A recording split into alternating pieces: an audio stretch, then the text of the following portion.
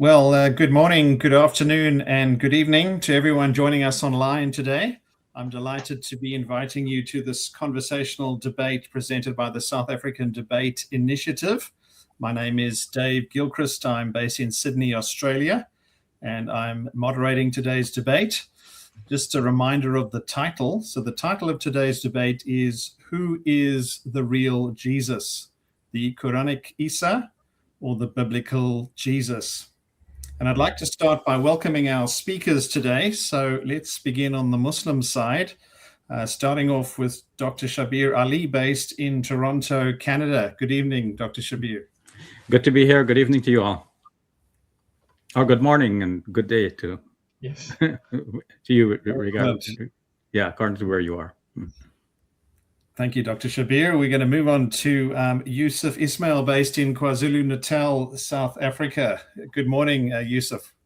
Good morning. Good morning to all of you, and good morning to the listeners and viewers out there. And good evening as well. We appreciate you getting up so early for this debate. Thank you, Yusuf. It's always a pleasure. Moving on to the Christian side, starting off with Reverend Samuel Green, based in Australia. Good afternoon, Samuel. Hello, Dave, and it's great to be with everyone today. And moving on back to KwaZulu-Natal, South Africa, welcome Rudolph Boshoff. We thank you too for getting up so early. It's only a pleasure. Good to see you guys again. Excellent. Let me begin by reviewing the structure of our debate today. So we will begin with opening statements of 15 minutes each. So it will be in the following order: Shabir, Samuel, Yusuf, and Rudolph. We'll then move into rebuttals of 7 minutes each, following the same order. We'll then have a time of cross-examination, 20 minutes, where Shabir and Yusuf ask Samuel and Rudolph, and then a further 20 minutes where Samuel and Rudolph are asking Shabir and Yusuf. And then we move into final arguments or concluding statements, which will be 4 minutes each. The order there will be Rudolph, then Yusuf, then Samuel, and finally Shabir. So without further ado, I would like to start the debate. And so I'm going to hand over to you, Dr. Shabir, as our first speaker for your opening statement of 15 minutes. Well, thank you, Dave, and thank you, Rudolph and Samuel, for agreeing to be in this dialogue with Yusuf and I. Thank you, Yusuf, for inviting me to be your dialogue partner. And I'm so delighted to be with you and to be having this discussion along with the others we have been having, and we will continue to have more, God willing. I'm impressed, Rudolph, with the size of your library. May God continue to bless you and bless us all with guidance and with more and more knowledge, and help us to live according to the knowledge that he bestows upon us. As for our topic tonight, we have a lot of beliefs in Jesus in common between Muslims and Christians. The Quran and the Bible are in agreement that Jesus, on whom be peace, was a noble person, one of the greatest men who ever lived. The Quran refers to him as prophet and Messiah.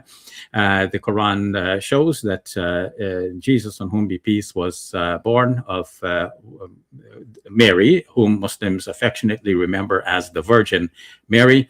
The Quran shows that he performed many miraculous deeds according to the will and permission of God, that he even healed the blind and cured the leper. And the Quran says that God raised him to himself, which is interpreted by traditional Muslims as meaning that God took Jesus up bodily into heaven, and that eventually Jesus will come back another time upon the earth. So we see that Muslims and Christians do agree on a lot regarding Jesus. And outside of the Christian and Muslim faiths, I do not know of another faith that holds Jesus in such high regard as what I've just described. At the same time, there are differences, no doubt. Our Christian friends believe that Jesus is our Lord and Savior, and Muslims do not accept that. And so naturally, we need to iron out these points. So how can we decide which portrait of Jesus is the correct one? Is he a mere prophet, as the Quran seems to indicate, or is he a son of God and the divine savior? Naturally, a simple Christian response can be, you know what, the Bible is the word of God. Whatever it says, that's good enough for me. I don't need to probe any further. The Muslim can say likewise, the Quran is the word of God. Whatever it says, that is true. And I'll go with the Quranic portrait. But obviously, that doesn't settle anything. For us to be able to make headway tonight, I think we have to leave aside the question of which is the word of God for another event. And let's try to find some neutral ground on which we can measure the two portraits, the Quranic versus the biblical portrait of Jesus. So one neutral ground that comes to mind immediately is the historian's ground. Now, of course, historians are not gods, and historians have come up with a variety of different images of Jesus, anywhere from a cynic sage to an apocalyptic prophet, one who, according to some historians, would have failed. He thought that the world would end in his lifetime, but it didn't. So Muslims and Christians would hesitate to take such a view of Jesus because we believe, as a matter of faith, that Jesus was not a failure. He was the Messiah of God and successful, and God knows whom he chooses to be his prophets and his messiahs, not failures, but successes. But nonetheless, it is important for us to have some neutral ground. And so we can see that despite all of the different opinions that historians have arrived at, there are a few core items which are almost universally among historians accepted to be true. One is that Jesus was he was probably born in Palestine, but at least we see his activity in Palestine. In fact, I hesitated and I said probably, but let me take that as a certainty. They say that definitely Jesus was from Palestine. Second, that Jesus was a Jewish person. And third, that Jesus was baptized by John the Baptizer. And fourth, that Jesus was crucified under the Roman authority. So I think these are four facts which generally are accepted. Now, let me not go much into the first fact that Jesus was born in Palestine. This, I think, we have no issue with either as Muslims or Christians. But let's come to the other three facts then and look at them. Number one, that Jesus was a Jewish person. Number two, that Jesus was baptized by John the Baptizer. And three, that Jesus was crucified under the Roman authorities. Now, it is important for us to understand the historical methods and to see why they arrive at these particular facts. First of all, that Jesus was a Jewish person. This seems to be beyond dispute because wherever we read, we see that Jesus and his followers were working within that parameter, that they were Jews themselves and they're speaking to other Jews. There are questions about obedience to the law and so on. It is a totally Jewish context. Jesus was born therein and he was preaching in the same milieu. The second thing is that Jesus was baptized by John the Baptizer. Now, why do scholars take this as an indisputable fact? Because they see that in the New Testament, there are attempts to minimize this fact. There is, for example, in Matthew's Gospel, this interplay between Jesus and John the Baptizer. Everybody has been coming, confessing their sins, and John has been baptizing them. When Jesus comes, John says, "Oh, you've come to me. It is more appropriate that I should come to you." So what scholars understand from this interplay is that the Christians, after the fact, are in a way not comfortable with the idea that Jesus went to be baptized apparently for the forgiveness of his sins. So they want to minimize that fact. And the other Gospels can be analyzed in a similar way as well. And the conclusion is the same, that this seems to be an uncomfortable fact, and Christians would not have invented this had it not been true. They would not have reported it in the Gospels as they do. But not only are they reporting it in the Gospels, but they're trying to minimize it. So this seems to be the the bedrock. The second indisputable fact that I want to look at is that Jesus was, or rather the last of these indisputable facts, where we're saying that he was Jewish, 2, that he was baptized, and 3, that he was crucified under Roman authority. Now, of course, a lot of lights would go up at this point, but by those Christians who have been trying to say to Muslims, oh, but your Quran is not historical. But we'll come to that. Let's understand the historian's method first. So the historian thinks that this also was an uncomfortable fact for Christians and the writers of the New Testament. And wherever we look, we see that there are attempts to smooth over this uncomfortable fact. So why would it have been an uncomfortable fact if Jesus was, as the Gospels portray him, he was the Messiah? That would mean that he had to enact God's kingdom here on earth. He had to sit on the Roman throne, having overthrown the Roman authorities. And the fact that he was crucified, this became an embarrassment because it looks like he didn't do what the Gospels were setting him up to do. And so it seems that the Christians would not have invented the idea that he was crucified under the Roman authorities unless it actually had happened. So we have then 3 facts that we can measure the 2 portraits against. 1, that Jesus was Jewish. 2, that he was baptized by the baptizer. And 3, that he was crucified under Roman authorities. I would want to now narrow down to even just 2 points, because the middle one, that Jesus was baptized by John the Baptizer, this does not seem to be such an important and significant point between Muslims and Christians. Although I would just add that in the Quranic stories about the birth of Jesus, both in the 3rd chapter of the Quran and the 19th chapter of the Quran, first the birth of John the Baptist is described, and a lot of good things are said about John the Baptist before we come to Jesus. So that shows that in the Quranic portrait as well, John the Baptist comes before Jesus, and he's an important figure, although the Quran does not press the link so much, except to show that Mary was under the care of Zechariah, who obviously is the father of Yahya, John the Baptist. Now, coming back to the last 2 remaining facts in this, I started out with 4. Now I'm down to 2. Okay, so these last 2, I believe, are very important and crucial. 1, that Jesus was Jewish, and 2, that he, according to the historians, was crucified.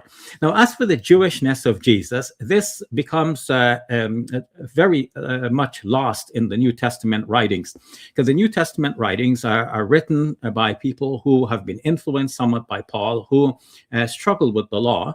And he can be interpreted in different ways, and there have been classical interpretations. There is also now a new perspective on Paul, which basically says that Paul actually thought that the law was still valid for Jews, but we should not impose that on non-Jews, and that Jews live in a covenantal relationship with God, based on which the Jewish people as a whole are going to be saved in the end. Something like this. It's a perspective that is still being discussed. But under some of the statements of Paul's letters, one would expect that Jesus wouldn't keep the law, and so this has been a long-standing Christian perception that at least Christians do not need to keep the law, whereas there are indications, even in the writings as they are now in the New Testament, that Jesus kept the law himself.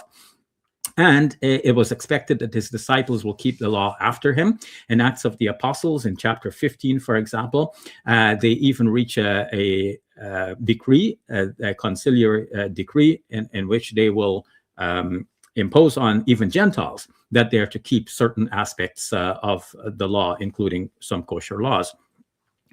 So the Quran, on the other hand, seems to accept that Jesus was Rasulan ila Bani Israel. He was a messenger to the Bani Israel. And he said, I have come to confirm what remains in my presence of the Torah. And I am making permissible some of that which was previously impermissible for you. So it looks like the Quran scores well on this criterion of representing the Jewishness of Jesus. Coming to the last point for my last couple of minutes now, the crucifixion. Actually, the crucifixion turns out to be a double-edged sword, because if Jesus was, according to Christian theology, the divine Son of God, it's hard to see how he would have been crucified. Unless he is really engineering the whole thing to make sure that he will be crucified, in which case he will be suicidal. So I think this was a very crucial issue. And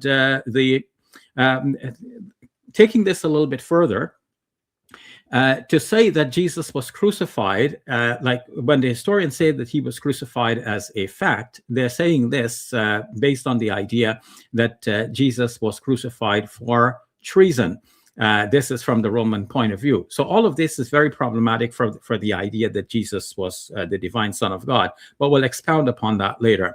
Lastly, I want to say that from the Muslim side, we do not need to conclude that the Quran is in error on this, because when the Quran is denying that Jesus was crucified, a traditional Muslim understanding is that someone else was made to look like Jesus and crucified instead. Now, of course, historians would balk at that idea.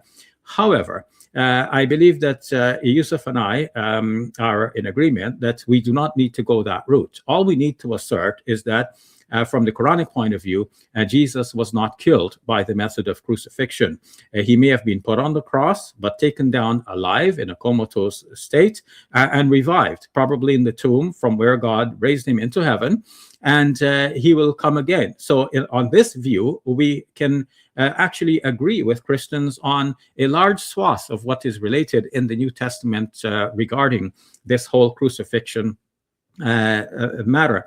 And not to say that the gospel should be taken at face value, but only for the point of advancing our dialogue, I would say that this idea that that Jesus came down from the cross alive and was taken up into heaven, this would explain a lot. For example, why the tomb was empty. It would also explain why the disciples saw Jesus, because God could have shown them a vision of Jesus in heaven to satisfy them that despite the doom and gloom of the moment, Jesus is actually alive and well, and that God has rescued him. And that would have empowered him to go forward and preach faith in Jesus as the Messiah. So that would explain the birth of the Christian mission. So altogether then, to sum up, I've narrowed down to two historical facts of wide agreement: that Jesus was a Jewish person. That's well represented in the Quran, not so in the Gospels and the rest of the New Testament. And two, that Jesus was crucified. I've seen that the Quran explains that well.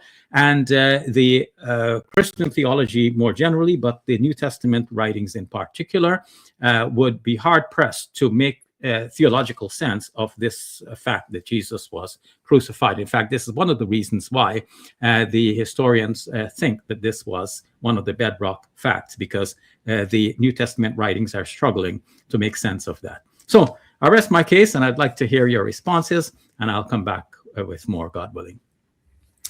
Thank you, Dr. Shabir. Right on 15 minutes. Thank you for that. We're going to move straight into our second speaker. So over to you, Reverend Samuel, for your 15 minutes, and I'll bring up your slides now.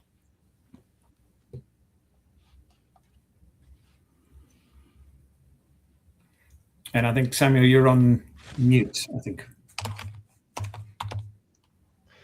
Well, it's great to be with everyone again for this important discussion. And it is an important discussion because how we understand Jesus according to the Bible really matters, and what he's done for us. There are, of course, different views of Jesus in the world. There's the Christian view, there's the Muslim view, there's the Baha'i view, there's the secular historian view. There are different views that are out there. But today we're particularly looking at the Christian and the Muslim one. And I'm going to be outlining why Christians believe that the Christian perspective from the Bible is in fact the true one. So I want to look at the eyewitnesses, the earliest documents that the Bible, that Jesus' life in the New Testament confirms the Old Testament, the previous scriptures. I want to look at theological development, and if we can use that for dating. The Bible is confirmed by history, and the Bible is confirmed by the Quran. So a few points there. I'm just going to touch on each of these quite quickly. So let's look at the first one. First of all, when Jesus came, he deliberately chose disciples to be with him so that they could be his witnesses. So he appointed 12, designating them apostles, that they might be with him and that he might send them out to preach.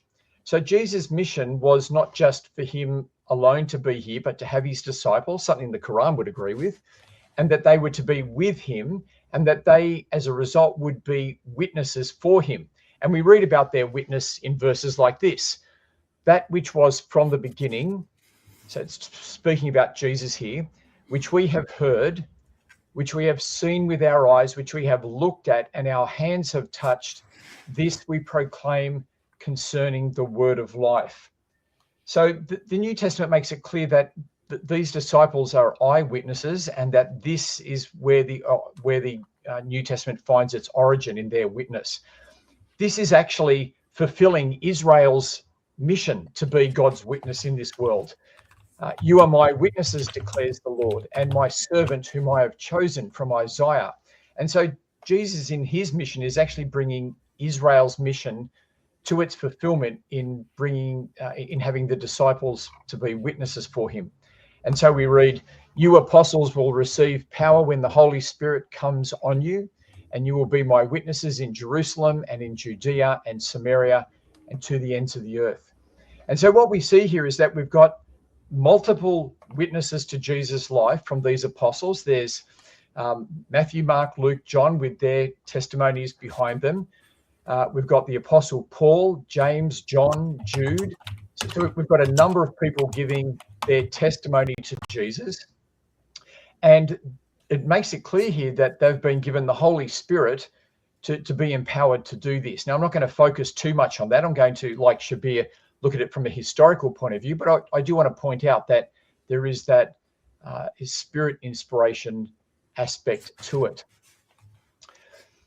Now, very often the idea of authorship comes up, where people will challenge the authorship of the New Testament. And I'm just going to briefly touch on this because we might do it more in our discussion. But often this is done with the fallacy of equivalence, where people will say the Gospels are anonymous, but anonymous does not mean unknown.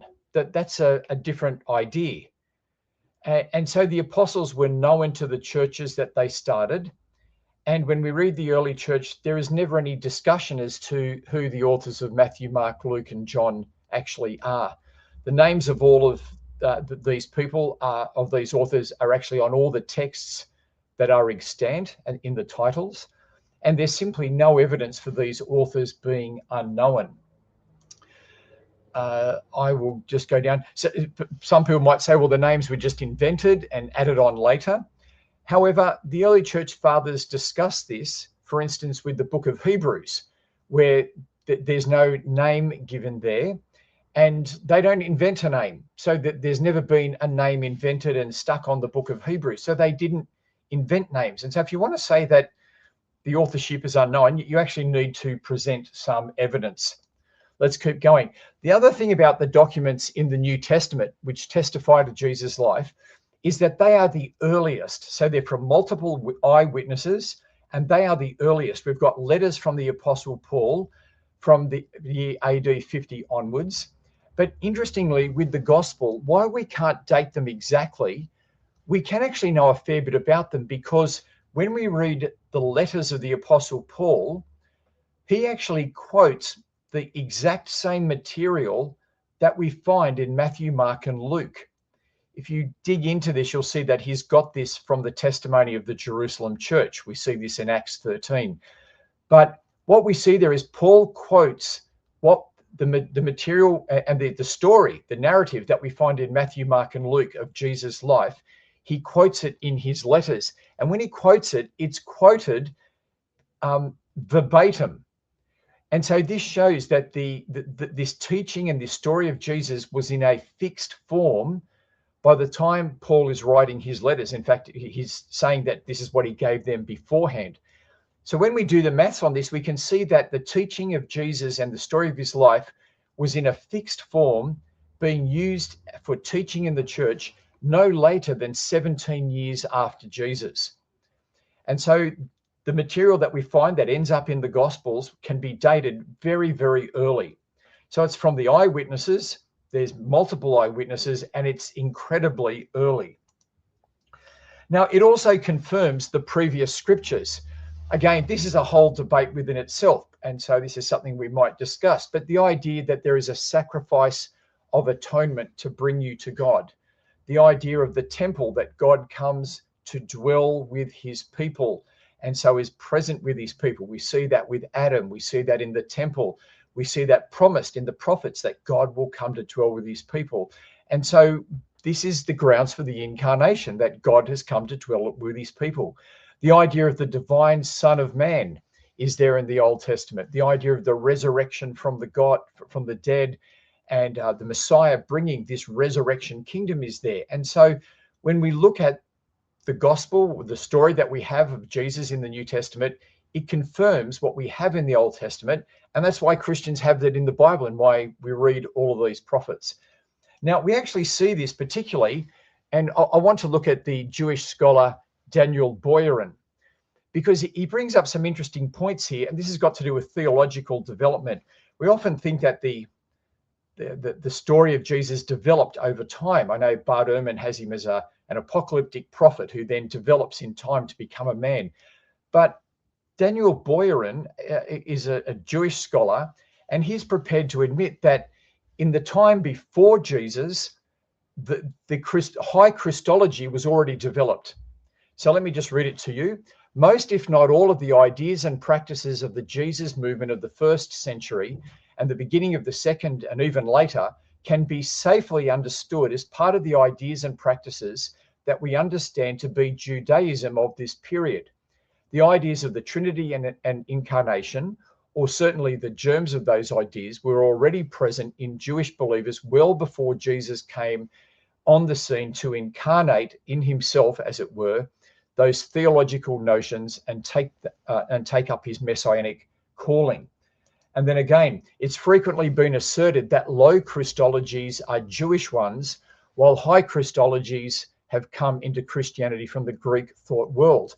I submit that it is possible to understand the Gospels only if Jesus and the Jews around him held to a high Christology, whereby the claim to messiahship was also a claim to being a divine man.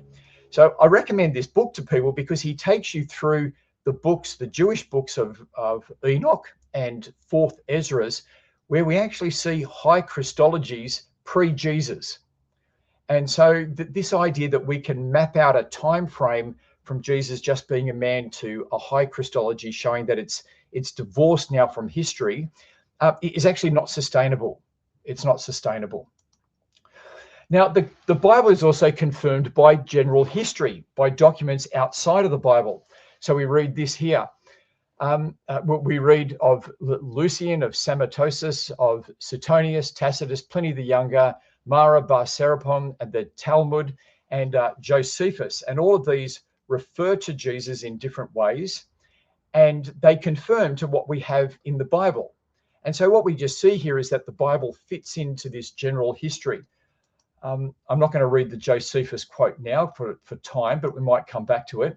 But I'd like to just quote from E.P. Sanders. And he says, I shall first offer a list of statements about Jesus that meet two standards. They are almost beyond dispute, and they belong to the framework of his life, and especially his public career. And then he lists out where he was born, the time, baptized by John, having disciples, his message, the Passover, creating a disturbance in the temple, his final meal, arrested, and his crucifixion. But my point simply here is that these historians use the New Testament, and they're not ashamed to use the New Testament, and they take that framework for understanding Jesus' life. I want to finish up with my final point now by looking at how the Bible and its testimony, which by inference has its testimony to Jesus, is confirmed by the Quran.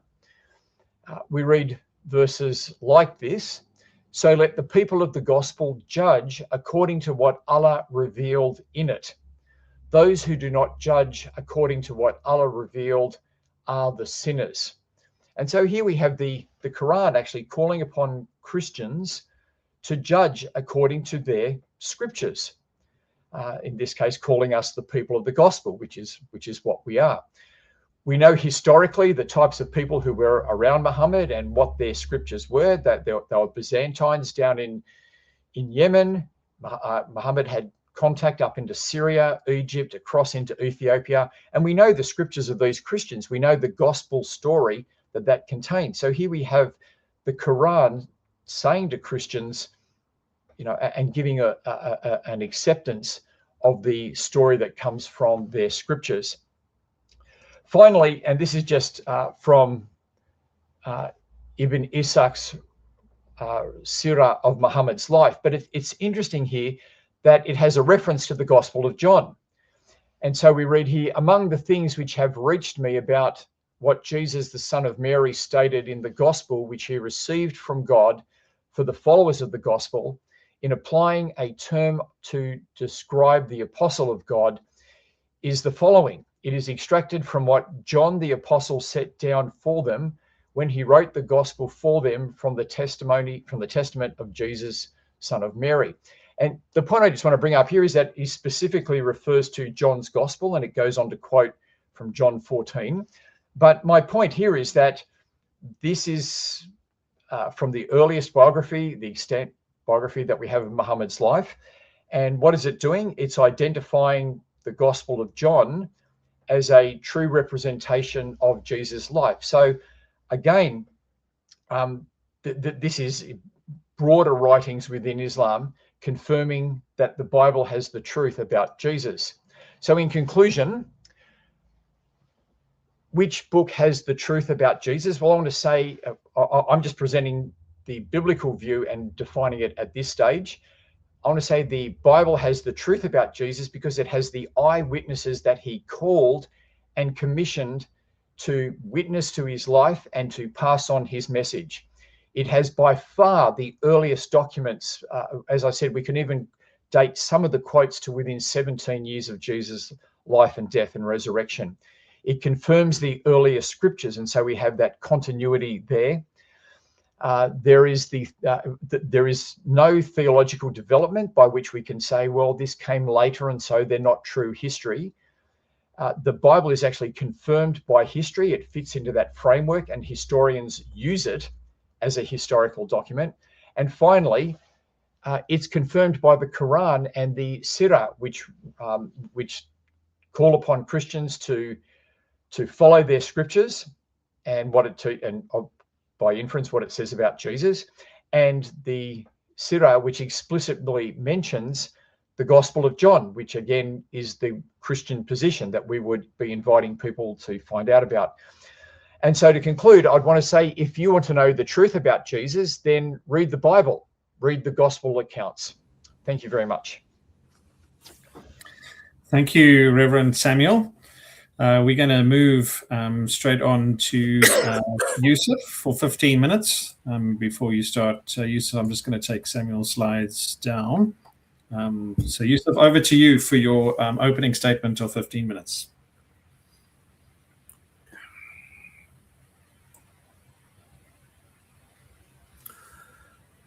Well, thank you to everybody. And it's great again to be back with friends. So I just want to start off with something on this particular subject, that we're talking about Jesus both from the context of the the New Testament and of course the Quran. Let me just get my plug in. The one thing we need to know is the psychology. The authors of the New Testament wrote in a time and place in which people had, of course, adopted not only the language but also the ideas of their conquerors. They spoke Greek, they thought like the Greeks. And if you look at the scholarly consensus, people like Fredrickson, Hopkins, Giza Vermesh, and so on and so forth, they write that the idea of the authors was to purge the notion of anything Jewish that was not easily compatible with Greek thought. And in fact, to explain themselves using non-Jewish Greek ideas that their listeners and readers would find comprehensible. Now, so some would make the argument that you have that earlier on, the stories about Christ quickly became vehicles of abstract doctrines based or model on Greek philosophy and indeed Greek religion. Now, I've got an interesting book here. This is by Craig Blomberg. Blomberg's a conservative. He's from the University of Aberdeen, a professor at Denver Seminary. And in his book, Can We Still Believe in God? In the chapter called Weren't the Stories of Jesus Made Up from Greco-Roman Myths? He makes an interesting point in his conclusion, and this is what he says, to quote him: there are probably places where one or more of the New Testament gospel writers drew on certain aspects of the way Greeks and Romans tended to tell their stories about Jesus, about their legendary heroes. It is even likely that Jesus was aware of what forms the lives of sages in his world took, and in places deliberately conformed to those models. So here he's attempting to rebut the position that the stories of Jesus were made up from Greek and Roman myths. But he hypothecates that there's a likelihood that there's a modeling around these particular heroes. And he goes on to say, what keeps them from playing too large a role, meaning these parallels, when they're most likely described accurately, is a whole host of very Jewish parallels we have throughout all four Gospels. So he doesn't discount the idea that there are parallels in Greco-Roman mythology, and even hypothecates and plays around the idea that the authors are probably drawing around these particular legendary sources when they develop this. But he makes the point that there's a sort of self-awareness in relation to this. This is no less a scholar like Craig Blomberg, and he, interestingly enough, makes that interesting observation. Now, if you look at the gospel stories, you find that there are variations, but the variations sometimes reflect the different theological aims of the audiences and literary styles. For example, if you look at Matthew describes Jesus as someone who is a miracle-working Messiah, understanding the law. Mark basically speaks about Jesus constantly having this identity crisis, and keeping his identity secret. Luke presents him as a sort of divine man with supernatural births and speaks about his birth. And it's only John's gospel that you have a portrait where, Jesus is presented as this kind of pre-existent divine being. So when you, for example, look at the divinity of Christ, John's gospel portrays him as a pre-existent divine being, whereas the others less so. Now this can be practically demonstrated in relation to when you look and comb the scriptures itself. Shabir Ali, for example, in the past, I know Samuel alluded to Bad Ehrman, but Shabir Ali in past debate, and I've used this many times in debate, cited two particular scholars, Richard Borkham and the late F.F. Bruce. And both Bruce and Borkham basically hold the view that Matthew and Luke base their gospels on the Gospel of Mark. Bruce, of course, holds that Matthew and Luke made stylistic improvements to the narratives which are found in Mark's gospel. So, for example, he gives one telling point in Mark 13:35. As an example, Jesus refers to himself as a master of the house. In Matthew 24, he refers to himself as your Lord. Now, it's quite clear that when you even look at the Greek itself, and I'm not an expert in Greek, you can find the distinction so apparent. So, for example, in Mark 8:29, Peter calls Jesus the Messiah. I think if you look at the Greek, just forgive my pronunciation, kai otos eperota, otos haimes, detinami, legete enai, apokrotes, ho Petros lege otose I, ho Christos. So he describes himself as a Messiah. But in Matthew 16:16, he adds a point where he says, se I ho Christos, ho huios, to theo to zontos, the Messiah, son of the living God. There's clearly a distinction. There's clearly an improvement. The same thing, for example, in Mark 3:31, where Jesus refers to God as God, but there's a personalization in Matthew 12:46, where he calls himself my Father. The story of the drowning at sea in Mark, in Mark, the disciples are rebuking Christ and they say, "Teacher, don't you care that we are perishing?" But in Matthew, the disciples tell him, and they use the word interestingly in Greek, they say, kairi soson apolymitha. Kairi soson apolymitha, Lord save us, we are perishing. So there's a distinction between the two. And when you even analyze the Greek, it's quite clear that someone is attempting to make a stylistic improvement in relation to this. You have, for example, a reduction in the distinction between Jesus and God. So in Mark 10:18, Jesus basically tells his disciples, when they tell him, good master, what good should I do to enter eternal life? So he says, Timi lege agathon, odios agathos, aimi hais hothios. Hothios, why do you call me good? No one is good but God alone. Whereas in Matthew 19:17, that aspect about hothios is totally removed. There's only one who is good. Why do you ask of who is good? So in Matthew, Jesus doesn't repudiate the attribution of goodness to himself as he did in Mark, where he says it's reserved for the whole theos.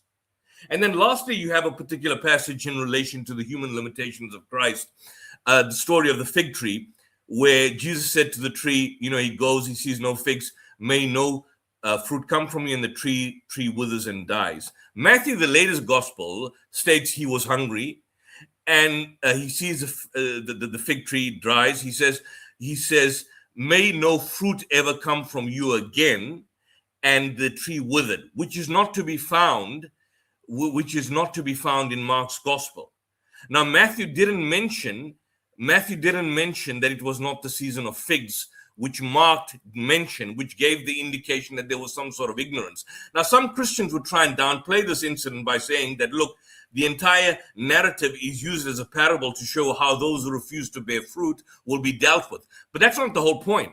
The point is that by mentioning the fact that it was not the season of figs, Mark shows specifically that Jesus' knowledge was limited, regardless of whether there was a parable, whether this could be used as a parable or not. There's clearly an issue that has to be explained here. So when you look from it, Shabir Ali has mentioned this numerous in debates. I've used some of his material, which is, of course, used, and the scholarly consensus on that particular point is that the image of Christ has been improved from one gospel to another. So, for example, in Mark, on the night before the crucifixion, Jesus prays in the Garden of Gethsemane. Jesus asked his Father to let this cup pass away from me. But in John's gospel, you see the fact that Jesus is not shown to be praying in the way on that occasion. In fact, even before the event, he's already declared he will not pray like that. Because at the beginning, you see that John the Baptist has declared that Jesus already is a sacrificial lamb. So there's a different portrayal in relation to how Jesus is in fact presented, based, of course, on the gospels that were basically being written. Then, of course, you've got historical distinctions and problems that you arrive. For example, in Matthew chapter 2, verse 1, Jesus was born during the reign of Herod the Great. But according to Luke, Jesus would be born during the first census in Israel, the census conducted, when Quirinius was governor of Syria. But that's impossible because according to, in March, the Herod died in about March 4 BC, and the census took place in the year 6 or 7 years after the birth of Christ, about 10 years after Herod's death. So how do we explain that? What about the genealogies? Matthew and Luke disagree. They give two different genealogies, and Christian apologists try to suggest that one is actually Mary's, even though Luke says it explicitly Joseph, and Matthew says Joseph. How do you reconcile these two particular genealogies? How do you reconcile them? You can't reconcile them. We're not going to go into the details, but it's clear that there are problems that you essentially have. I mean, both the genealogies show that Joseph was a direct descendant of David. But if Joseph is not Jesus' father, then Joseph's genealogy would be meaningless insofar as Jesus is in fact concerned. So one has to wonder why Matthew and Luke in fact include them. Well, why do they in fact include them?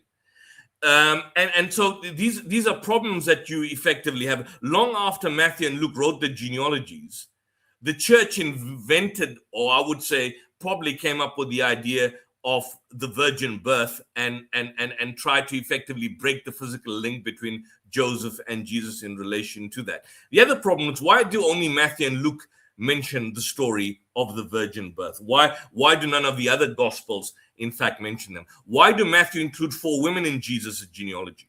Why would they include them? To have women in the genealogy is very unusual, and women of sexual impropriety is highly problematic. The only reason is that can make any kind of sense is that Joseph, rather than the Holy Spirit, according to the gospel narratives, impregnated Mary, and that this was not known by others who argued that because of this, Jesus could not be the Messiah. So by mentioning the women, the Messiah, who must have been the descendant of King David, will at least have 4 so-called loose women in the genealogy. So what difference does one make? That's the only implication one can get. And there are many passages like this. I mean, for example, I know time is limited, but if you look, for example, at the crucifixion, they mentioned Jesus being crucified between 2 robbers. We know that crucifixion was reserved for insurrectionists, rebellious slaves. If we look at the resurrection, for example, who found the empty tomb? If you look at each gospel, you find a different answer. Who did they find at the tomb? When you look at each gospel, there's a different answer. What did the woman say about the tomb? Again, the gospel accounts give us different arguments, different positions, different perspectives in relation to what happens. Now, when you contrast that to the Quranic narrative about Jesus is not spectacular. There are no spectacular claims made about Christ. He's fundamentally presented as a prophet. So, for example, in Surah 2, verse 87, it says, we gave Jesus, the son of Mary, clear signs, strengthen him with the Spirit, with the Holy Spirit, with the Archangel Gabriel. To Jesus, the son of Mary, gave clear signs. Or, O Mary, God gives thee glad tidings of a word from him. He shall speak to the people in childhood and maturity. He shall be in the company of the righteous.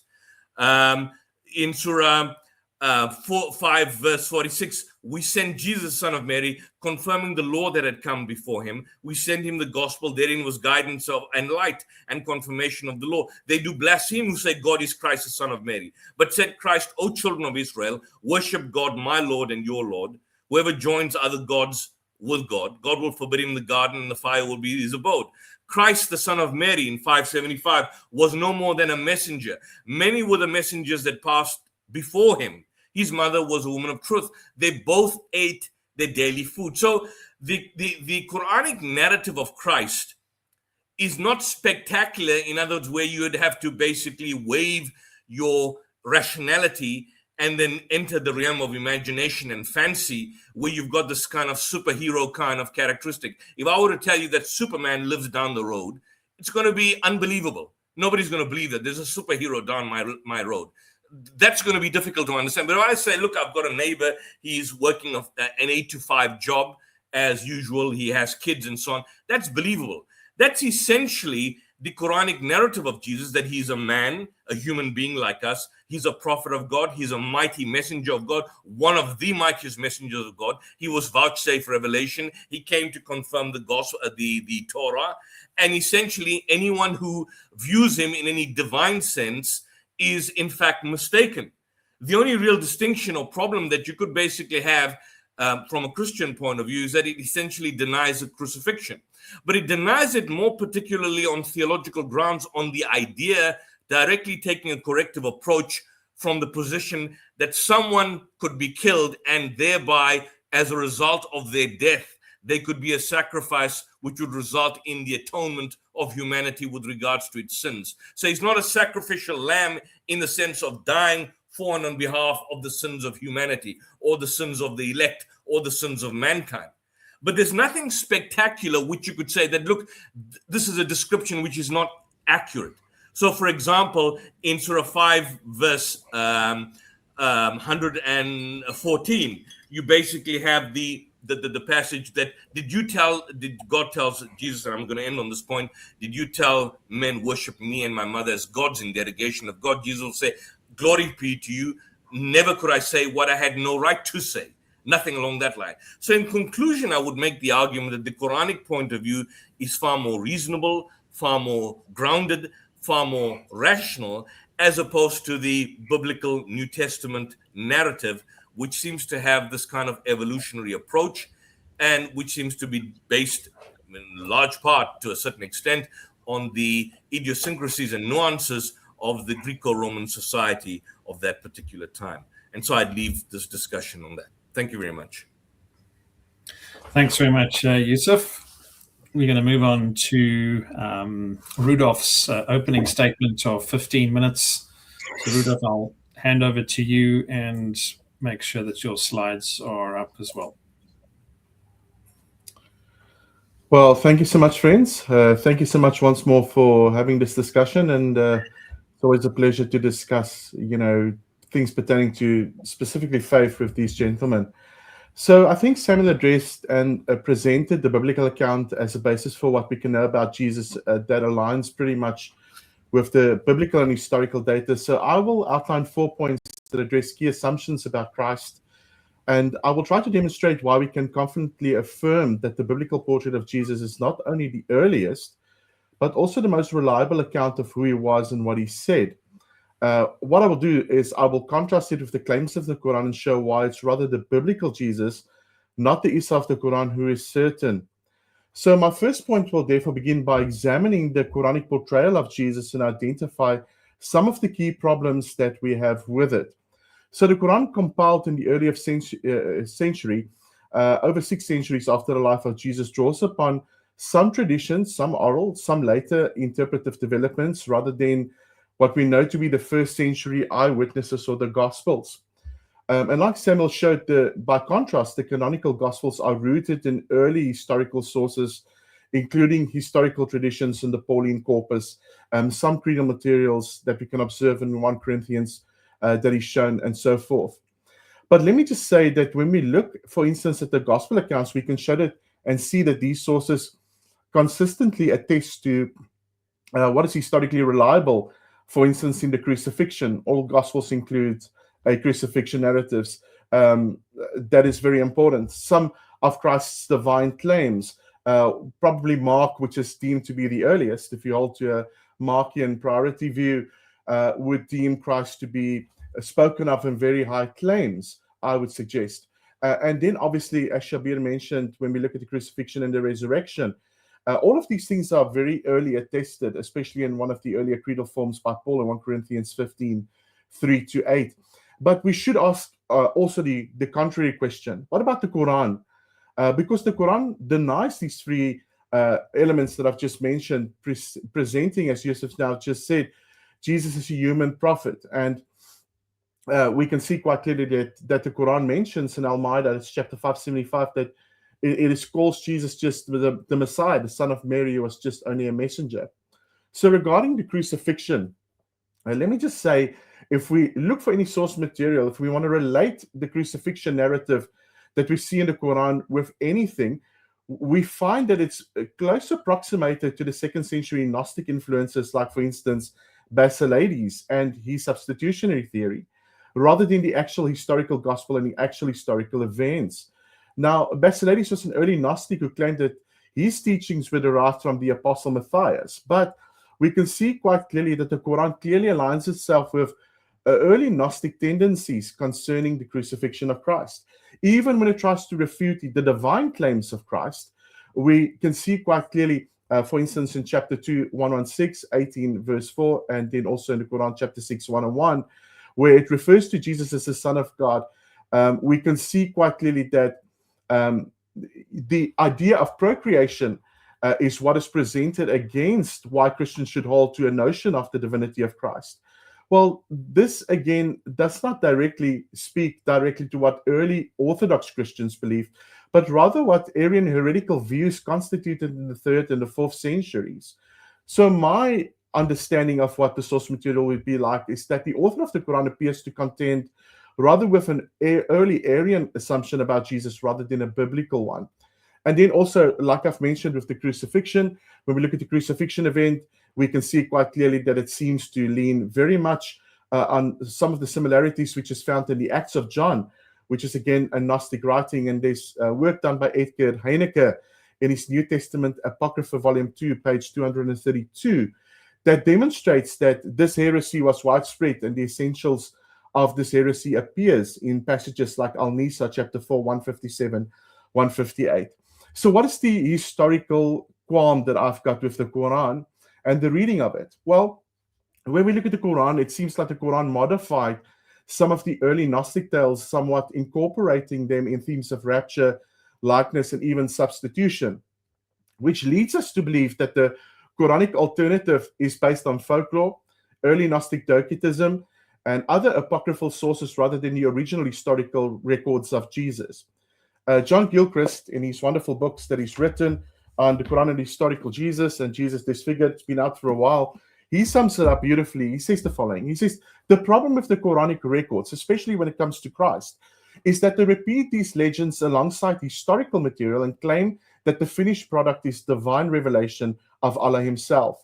Many of the Quranic narratives mix up biblical material with folklore and legendary myths found in the Midrash and other Gnostic material known to the Jewish world throughout the past millennia, and we know those to be imaginary and fictitious. Secondly, my second point, another problem concerns itself with the miracles of Christ that is described in the Quran. And this is just something that I've picked up recently and really want to look at. The Quran obviously attributes to Jesus miracles that encroach on God's exclusive domain of creation, such as animating clay birds in chapter 349 and 510 is mentioned again. And again, Richard Balcom was mentioned. So let me tell you what Richard Balcom said. He highlights that the core of Judaism was the very central belief that God was the sole creator and the sole ruler. What is then enacted in early Gnostic writings and later adopted with what we can see in the Quran echoes what we see in Genesis 2 verse 7, in which God alone forms humanity from dust and breathes life into it. Now, the problem with this is that in Jewish theology, such acts would violate the Shema and the absolute monotheism, because only Yahweh creates ex nihilo, or imparts life, according to Isaiah 42:5 and 24. So the biblical Jesus performs miracles like healing the blind, John 9, raising Lazarus, John 11, through divine authority as the perfect man. But there is never independent creative acts like what we see described in the Quran. So the biblical Jesus seems to constantly invoke the Father whilst serving in his ministry here on earth. We see that, for instance, in John chapter 5. But creative miracles in the Jewish milieu is solely constituted by God alone.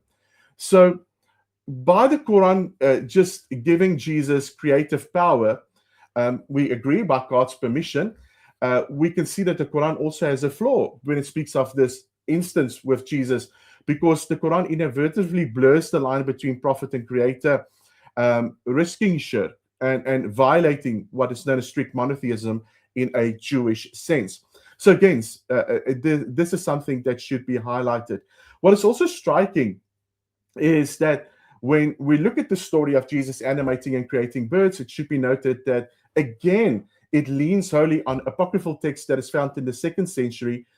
For instance, in the infancy Gospel of Thomas, chapter 2, where the child Jesus animates clay birds in a playful act, which suggests that the Quran incorporates late non-historical legends that elevate Jesus beyond the mere messenger. And that is exactly what John Gilchrist actually noticed. So for my third point, now what about the Quranic Jesus in his relation to the early Jewish expectation? So when we look at the Quran rejects an Islamic framework onto Jesus, claiming that his followers were Muslims, submitting themselves to God, according to Ali Imran, it's chapter 352, and Asaf, chapter 61:6. Yet the historical Jesus, as a 1st century Galilean Jew, proclaims the kingdom of God within a Jewish eschatology, according to Mark 1. He fulfills the Torah prophecies, according to Matthew 5:17. His teachings emphasize Sabbath observance, according to Mark chapter 2:27. He cleanses he upholds the temple purity, according to John 2:13-22, and he exceeds the messianic hopes from Isaiah 61, with no trace in any of this to the ritualistic aspects of ancient Arabia or anything that we find in the practices of devotion when it comes to Islam. There's no salat, there's no formal prayer, there's no psalm, there's no fasting during Ramadan, to mention just a few things. So what is the historical flaw when we look at the Quran and its assumptions about Jesus? Is that the post-resurrection Jesus and his disciples remained Torah-observing Jews. You can read that in Acts chapter 21, 22-24. And they eventually evolved into a messianic sect without adopting Islamic practices.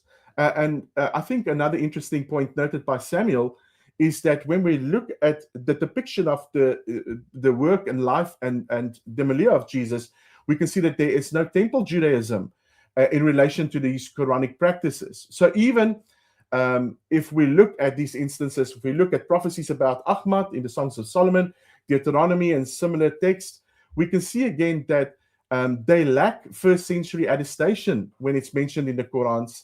And we can see that the demands that is placed that there's another prophet to come that is to come is absent in the Dead Sea Scrolls, Josephus, and other revelational documents. So that is very important to keep in mind as well when we look at the Jesus of the Quran and measure him towards history and the biblical imperatives. For my final point, in my last 4 minutes, I will examine the depiction of the biblical events and figures, including some anachronisms, omissions, and elements foreign to the historical teaching, and what the problems is, especially when it looks at the Isa of the Quran. Now, let me just start off and say that the Quran, while presenting Jesus as a prophet, as we just heard, it still incorporates details that conflate him with earlier biblical figures, and it omits core aspects of his ministry and documents that is documented in the first centuries. And it, again, retrojects 7th century Islamic conceptions such as jihad onto his legacy, none of those which aligns with the historical evidence. So let me show you what I mean, because scholars widely regard the Quran just as lacking an independent value for reconstructing the historical Jesus, and they view it instead as a derivative of late antiquity and traditions, and apocrypha rather than actual eyewitness accounts. So let me show how this historical and theological flaws affect what we can believe about Jesus and how it's void in the biblical text. One of the key historical flaws in the Quran, for instance, confuses Mary. The Quran identifies Mary, mother of Jesus, as the sister of Aaron in chapter 19:28, and as the daughter of Imran in chapter 3:35 and 36. Conflating her with Miriam, sister of Moses and Aaron in Exodus 15 and Numbers 26, who lived more than 1,400 years earlier.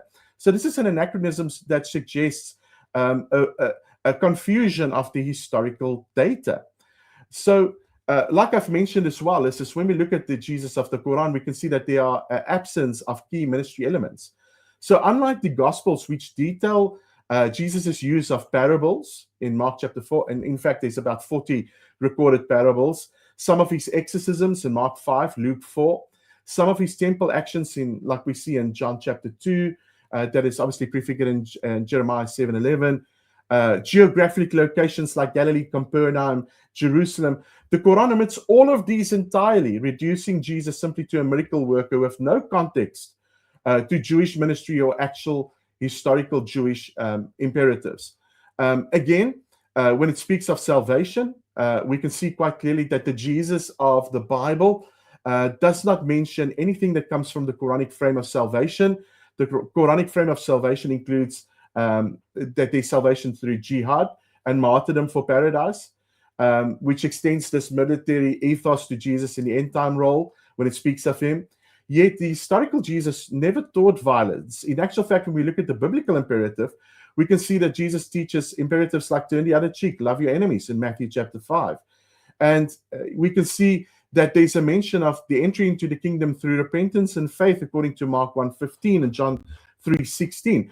Not any armed or devotional struggle, as the author of the Quran would have us believe. So the Quran applies its own doctrine of salvation through jihad. It even mentions that the followers of Jesus in the end time roles, and this is specifically in the Hadith, will wage war, kill Dajjal, and enforce Islam. This is irreconcilable, like I said, with the historical Jesus, who is explicitly rejecting any form of violent resistance. He even speaks and he says in Matthew 5, all who take up the sword will perish by the sword. John 18, he says that my kingdom is not of this world, my servants will not fight. So we can see over and over again, no first century source, Christian, Jewish, or pagan, depicts Jesus and his disciples as promoting any form of war. There's no independent historical insight into the fact that Jesus can be verified by what is seen in the Quran. And let me give you a quote in closing of Barti Ehrman, who speaks of the historical elements that is lacking in the Quran. He says, I do not think that the Quran has any particular insight about the historical Jesus that are to be taken as independent reports by historical scholars. Neither does any historical scholar that I know, or anyone who works seriously on the historical Jesus.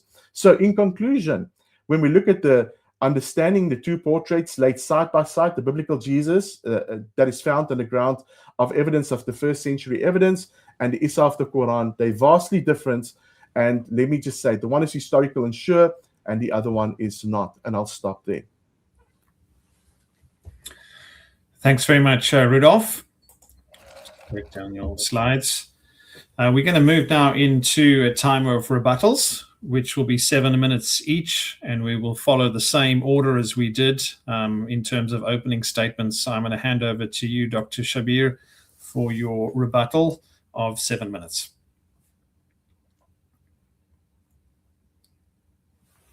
You'll just need to go off mute. Am I audible now? Yes, all good. Okay. So, gentlemen, it was great listening to you all, to Samuel, Yusuf, and Rudolph. So here are my comments. I think you all spoke very well. I agree with much of what you said, but here are some comments. So let me refresh your memory about what my main points were. That I narrowed down to two basic historical facts that are widely agreed among historians. These are neutral people. They're neither necessarily Christians nor Muslims, but they agree that Jesus was Jewish, and two, that he was crucified under the Roman authorities. Now, I've shown that the Quran preserved the Jewishness of Jesus, whereas the Bible does not actually do that very well, and I will expound upon that a little bit more in response to your point. Second, the idea that he was crucified under Roman authorities, this goes against the idea that this was a divine being from out of heaven as represented in John's Gospel, in the writings of Paul. Now, whereas I started with the point of view of neutral historians and then tried to compare the two portraits, the Bible and the Quran, with the neutral historical portrait, I find that the Christian presenters tend to say, okay, well, the Bible already said this, that's the true history, that's how Jesus was, the Quran is different from the Bible, therefore the Quran must be wrong. The Quran must be following the Basilidians, or as Rudolph was saying, or, Gnosticism more generally, or apocryphal stories. So I think we need to have our eye on the ball here. What is the real Jesus? So there was a real Jesus who walked on the ground. Then there are historical reconstructions of Jesus, many different, with different features. And we said we cannot go with all of those different historians since they disagree among themselves. But there are certain basic historical facts that they agree on. Now, when they narrow down to these historical facts, as Reverend Samuel pointed out, he even mentioned E.P. Sanders in his book, The Historical Figure of Jesus. Here are the facts that are narrowed down. Now, you won't find in those facts, Samuel, that Jesus is the divine Son of God who came down from heaven here upon earth. No. So you cannot have your cake and eat it too. You cannot say, okay, let's go by the historians. The Quran must be on historical. And then you bring in all the things which the historians have already rejected from the New Testament records. Samuel, for example, said, look, Jesus fulfilled all of those Old Testament descriptions. But what the historians are saying is that the New Testament writings were written from the perspective of reading the Old Testament. So they're reading the Old Testament and they're asking themselves, what are we going to write about Jesus? Now, of course, it's not so crude as I'm putting it now, but this is the end result. So I'm narrowing it down. Christians over the decades after Jesus left the scene were trying to understand, how did such a bad thing happen to such a good man? Why was he crucified? Let's go to the Old Testament and find out. Even the New Testament writings as they are now show that people were searching the scriptures. They wanted to see where is anything like this mentioned. And so like a drowning man clutching at a straw, they took things from the Old Testament that had nothing to do with Jesus. Like, for example, the virginal conception that they argue on the basis of Isaiah 7:14. And then they apply it to Jesus. And so they wrote the New Testament documents with the Old Testament in mind, trying to prove that Jesus fulfilled those expectations from the Old Testament, even when there was no expectation. The Old Testament may have been talking about something that already happened, like, for example, with Hosea and the Jewish people being healed. And then they applied that to Jesus, that on the third day he will be resurrected from the dead. It wasn't about being resurrected from the dead. It was the whole the Jewish people being revived as a nation. But you see, this is how the New Testament came to be written. And then, you know, they speak about crucifixion. Samuel spoke about let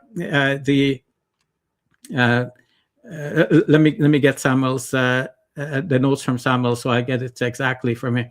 Okay, so Samuel's points. Okay, yeah. So if Samuel says, okay, Jesus chose his disciples and told them they will receive the Holy Spirit. Well, this too is quite disputed. No historian is going to accept that they received the Holy Spirit, especially as described in the second chapter of Acts of the Apostles. This is all later rewriting of the original story.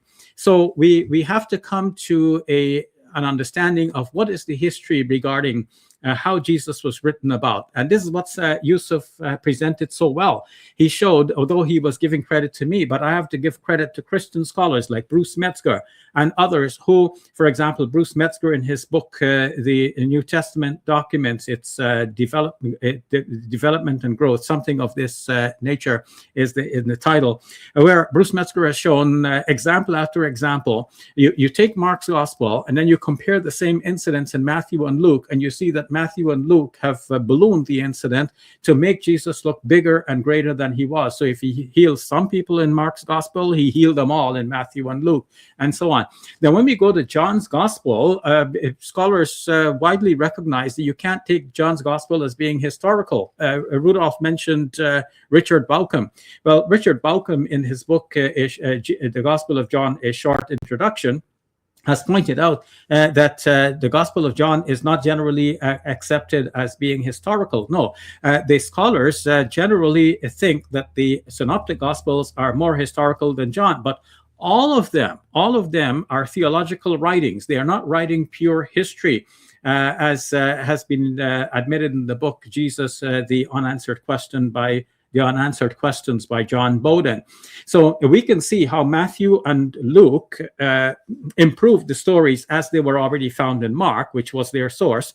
John Bowden's point is that if we could find Mark's source, we would see that Mark has also improved the story. But we don't have all of Mark's sources. Now, there was an oral gospel before the gospels that we have now, and Matthew and Luke depended on that gospel, according to the reconstruction of many scholars. Now, of course, this is not one of the hard facts, but this is widely accepted that there was a Q gospel. Rudolph spoke of Markan priority. Side by side with Markan priority is often the gospel Q that is evoked. Now, the Gospel Q does not show that Jesus will die for the sins of the world. In fact, Daniel Smith, in his book, The Vindication of Jesus, in the Gospel Q, has argued at length that what the Gospel of Q is depicting would indicate that this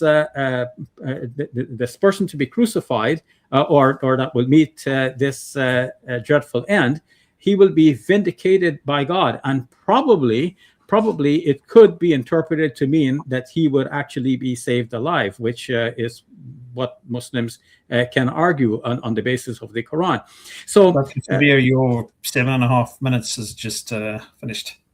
Oh, okay. So I'll leave it at that, and I thank you all for your patient listening, and I look forward to hearing more of your responses. Thanks. Thank you. Thanks very much. We're going to move on to Reverend Samuel for your 7 minutes. Thank you for that, Shabir. I'll just go through many of the points that you've just brought up there. You started off by saying that Muslims and Christians respect Jesus, and as I pointed out in my talk, so do the Baha'i. So that there's a few other religions that accept him. You were talking about the New Testament minimizing John. You really need to give some evidence for that, because John is in all of the Gospels. In the accounts in the book of Acts, when they preach the gospel, they begin with John. John, yes, is lesser than Jesus, but that's what Malachi chapter 3 and Isaiah 40 say, that there's a messenger who's going to prepare the way for the Lord. So he's not being reduced. He's just having his biblical role. And in fact, what we see of in the Bible is what we also see in Josephus. So what the Bible says about John is what Josephus says. So that's what John was known for. You mentioned that the Jewishness of Jesus is lost due to Paul, and Yusuf brought up the idea that the disciples thought in Greek. So I'm going to sort of deal with those two ideas together. First of all, I find that strange to say that. Matthew begins with a full Jewish genealogy. So Matthew and Luke both have these genealogies which are thoroughly Jewish. Paul calls Jesus fulfilling the promises given to the Jews. In John, he's called the King of the Jews. So I don't think that you can really say that the Jewishness of Jesus is downplayed. In fact, Professor Daniel Boyarin, that I quoted before, he says that the Gospels are thoroughly Jewish and can only be understood as Jewish documents. Yes, there is a difference between how the law is kept, but this was also the case for the Old Testament. So in the Old Testament period before Jesus, the Jewish people did not expect the nations to keep the law. They were under the Noahide covenant from Genesis chapter 9. So there was a different way in which the law was applied even in the Old Testament. And so the gospel has its own way of being applied to Jews and Gentiles in the New Testament. In fact, and this is coming to Yusuf's point a bit more now, far from purging the Jewish thought, that issue is actually being dealt with already. There was a man named Marcion early in the church's history who wanted to get rid of the Jewishness, and the church completely rejected that. And they did it by saying we must keep the Old Testament, the Jewish scriptures. We must learn about God from there. So there's simply no evidence to say that Jesus has been, that the Gospels undermine his Jewishness. Shabir brought up the idea of how can the divine Son die?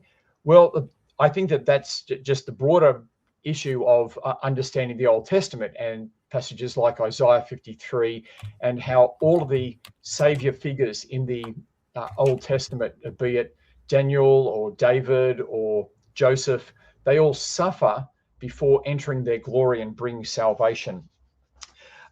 Just a few points with on Yusuf there. You mentioned Blomberg.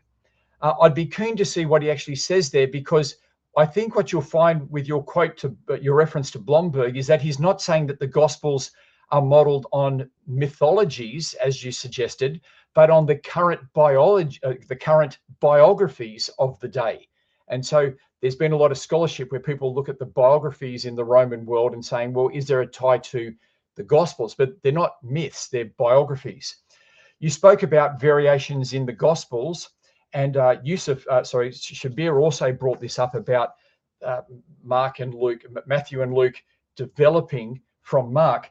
But I want to say you've only given half the evidence, because I've looked at this, and what you actually find is sometimes it goes the other direction. What I mean by that is when the man is let down through the ceiling, the roof, and Jesus heals him, the people say in Mark, this is blasphemy. When Jesus forgives the man, they say, this is blasphemy. Only God can forgive sins. And so a very strong statement of divinity to Jesus there. Whereas when you read Mark and Luke, it's not there. And so you've given examples of it developing in Matthew and Mark, but I can give you examples where it goes the other way. And so that whole methodology needs to have a more holistic approach to actually get an answer. Just showing one answer, one example actually doesn't show anything, because I can show one's going the other way. Yusuf mentioned that Matthew and Luke contradict each other when it comes to Herod.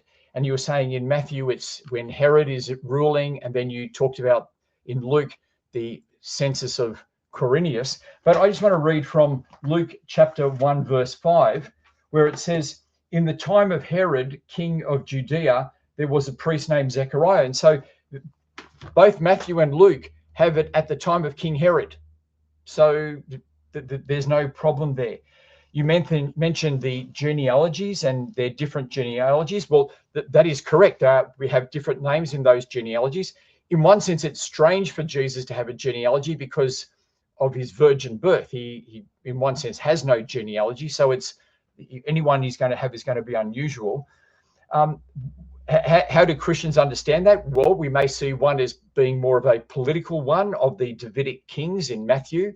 In the other one, it may be more biological, but it's also that people have different names. Most people had several names. So there's even Jesus' disciples. There's Cephas, Simon, and Peter. Now, if you only put one name into a genealogy, you may end up with different genealogies if you're only putting one name in, but that person may have multiple names. But also you mentioned the women being included, and you're right.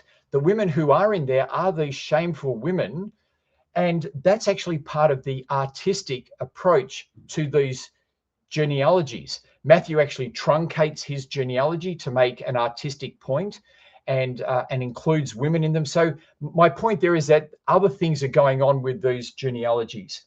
You mentioned that the virgin birth was something invented with the story, and we might come back to that. But we actually both believe in the virgin birth, I would have thought.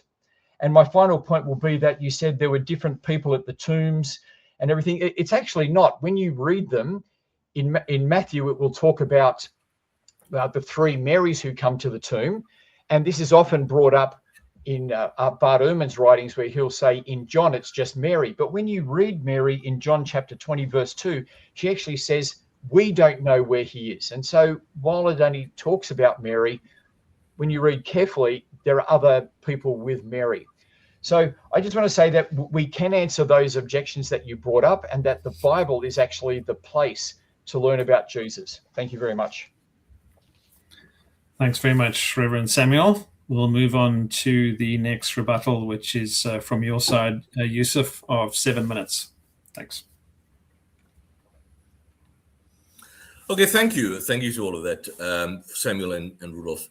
Rudolph has raised a number of what we would call Orientalist tropes. So I'll start off with a few. For example, the Arabic infancy gospels. Now, in this regard, I just open up the classical work, the classical Oriental trope, the original source of the Quran by W. St. Clair Tisdale. And this is interestingly what he says in his book. The style of the Arabic of this apocryphal gospel is so bad that it is hardly possible to believe that it dates from Muhammad's time. As, however, Arabic has never been supposed to be the language in which the work was composed, this is a matter of little or no consequence. So he dismisses it. He didn't bother to show that the Arabic gospel apparently appeared a few hundred years after the advent of Islam.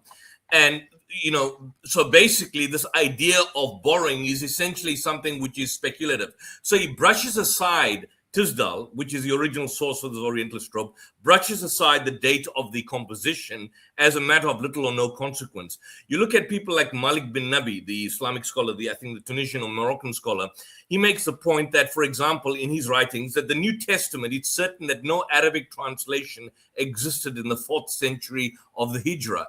In fact, if you look at he makes mention of the fact that in the library of Leningrad, written about 1060, you've got a Christian text, the first edition of a Christian text of what could be constituted as a fortiori the Gospels. Sidney Griffiths, for example, basically makes the point that you've got manuscripts dating to about 897. So it's quite clear that the New Testament didn't exist in its form, or at least in the Arabic form, during the time of the Prophet Muhammad. In relation to the infancy Gospel of Thomas, one of the issues that people don't seem to understand, which scholars have pointed out, is that if you look at these Gnostic interpretations, they fundamentally differ with the Quran in terms of how Jesus is presented. So the Quran presents Jesus as a revered prophet, not divine. So it differs fundamentally from the Gnostic interpretation, particularly in relation to how he's presented as an individual. So some scholars have argued that rather than directly copying, some scholars have shown that possibly there is a shared pool of material, and the Quran, in fact, acts as a final authoritative source that preserves certain stories, but of course, reframes them theologically. Then Rudolph brings up the issue of Sister of Aaron. I mean, these are old classical, outdated Orientalist tropes. I mean, for example, if you look at the Hadith, the Christians of Najran during the time of the Prophet, they raised a similar objection in Sahih Muslim. And there's a Hadith which states that, when I came to Najran, they asked me, you read, O sister of Aaron, whereas Moses was born before Jesus. When I came back to Allah's Messenger, I asked him about that, and he said, the people of the old age used to give names to their persons after the names of the apostles and pious persons who had gone before them. And this is in Sahih Muslim. So it's quite clear that from the Hadith itself, the Prophet didn't confuse between the two Marys. He pointed out that people from earlier times gave names after the pious people who came before them. So you've got the Muslim exegetes that have already disproved the alleged confusion of the two Marys. You've got a scholar like Barbara Freyes-Tawassa, and she makes a point that Mary's designation as sister of Aaron has led some Christian polemicists to allege a Quranic doctrine of confusion. This controversy is very old, and refutation of the allegation by Muslim authorities is well documented. Ibn Kathir, for example, makes the same point. So this is really, really, really outdated. The other problem, so the issue is that the sister of Aaron is essentially a title which is referring to chastity and so on and so forth. You've got a similar hadith, for example, where Safiya, the wife of the Prophet, states that Aisha and Hafsa were condescending towards her. And then the Prophet says, you should tell them, how can you be better than me when my husband is Muhammad and my father is Aaron and my uncle is Moses? So obviously it doesn't mean the Prophet is literally saying that. He basically says in another designation of that hadith, the Prophet says, verily you are the daughter of a prophet, your uncle is a prophet, and you are married to a prophet, so how can she boast over you? So it basically shows that this objection is rather weak and rather, doesn't actually make any kind of, there's no argument in relation to that. Regarding Samuel, the scholarly consensus, even from someone as an individual like Craig Blomberg, as an example, states that the Gospels aren't direct first-person eyewitness accounts, but traditions based on eyewitness testimony. So, the anonymity of the Gospel is generally universally acknowledged. There's a universal acknowledged. Most scholars agree that the authors weren't eyewitnesses in a kind of a strict video recording. You mentioned something about the book of Hebrews. I think there is no debate, unless you can show me a scholar, that the book of Hebrews is unknown. If you were going to take the position that it is authored by Paul, then that's an extremely, extremely unscholarly, unacademic approach that you would be adopting. But I'd like to see how we go ahead with that position in the cross-examination. There's clearly contradictions in relation to Paul and Jesus. You say that somehow the other Paul had direct knowledge about the gospel, about what can be found in the gospels much later, but you clearly find the distinction on salvation and law, justification by faith and the condemnation of the law, whereas Jesus mentions the obedience and faith. Jesus' ministry centered on the earthly kingdom, whereas Paul speaks about the heavenly reality of the church. Faith apart from works, but Jesus himself says not everyone who calls unto him Lord will enter the kingdom of heaven. The issue of divorce, the aspect of diet. In relation to the higher Christology, yes, I agree that there are some who argue for an explosion of early Christology, whereas some argue for an evolutionary view. And I think there is basically the general scholarly consensus seems to be leaning more towards the evolutionary view as opposed to the arguments for early Christology, which is the so-called Big Bang view, people like Martin Hengel and so on and so forth. You mentioned Ibn Ishaq, that Ibn Ishaq acknowledges the Gospel of John. That's totally wrong. That's totally wrong. What he did was he used a passage, John chapter 15, verse 23 to 60, to chapter 16. But he was basically citing Ibn Ishaq to, in fact, find a sort of earlier biblical validation for the existence of the prophethood of the Prophet Muhammad. But in the same text, for example, he made deliberate modifications. For example, he changed the text of father in Ibn Ishaq to Ab, from Ab to the word Rab. He, of course, basically believed in the concept of tahrif, corruption, and his text was based on the conviction, the quotation, that the original Injil predicted Muhammad's arrival, and what you've got here in the Gospel of John is just simply some sort of remnant of that original passage which predicted his particular time. So, Dave, I think my time is up. I don't know if I've got any more time to mention anything, but just the last point on Josephus, we can go into Josephus in no way confirms the historicity of Christ, but we can go through that in the cross-examination. I'll leave it at that. Thanks very much, Yusuf. We'll move on to Rudolph for your rebuttal, which is 7 minutes. Thanks, Rudolph. Well, thank you, guys. It's always interesting to listen and to learn from you.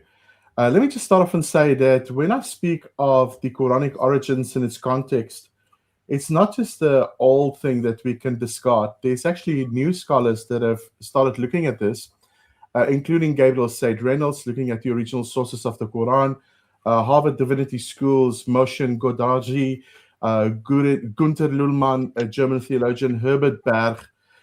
There's other scholars, Gary Trumpf, J.C. Reeves. All of these basically look at these instances of the patristics and Gnostic studies, and what they do is they conclude that there are certain elements which are undisputable when we look at the construction of the Quran. So that is what scholarship is saying and what scholarship is maintaining.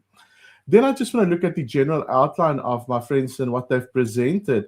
And let me just be very upfront when I say that when I hear some objections about the virgin birth, we should understand that the virgin birth is something which is evidently shown within the Quran and within the literature of Islam itself. And obviously it's something that bears is some form of consideration when we consider why the virgin birth.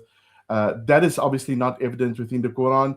When we look at the messianicship and the messianic title of Jesus within the Quran, when we look at titles of Jesus being used in the Quran, we cannot lean on the Quran itself to give life or meaning to those titles. We have to go back to the very Gospels themselves to find some form of meaning and to show exactly what is described when we look at some of these instances.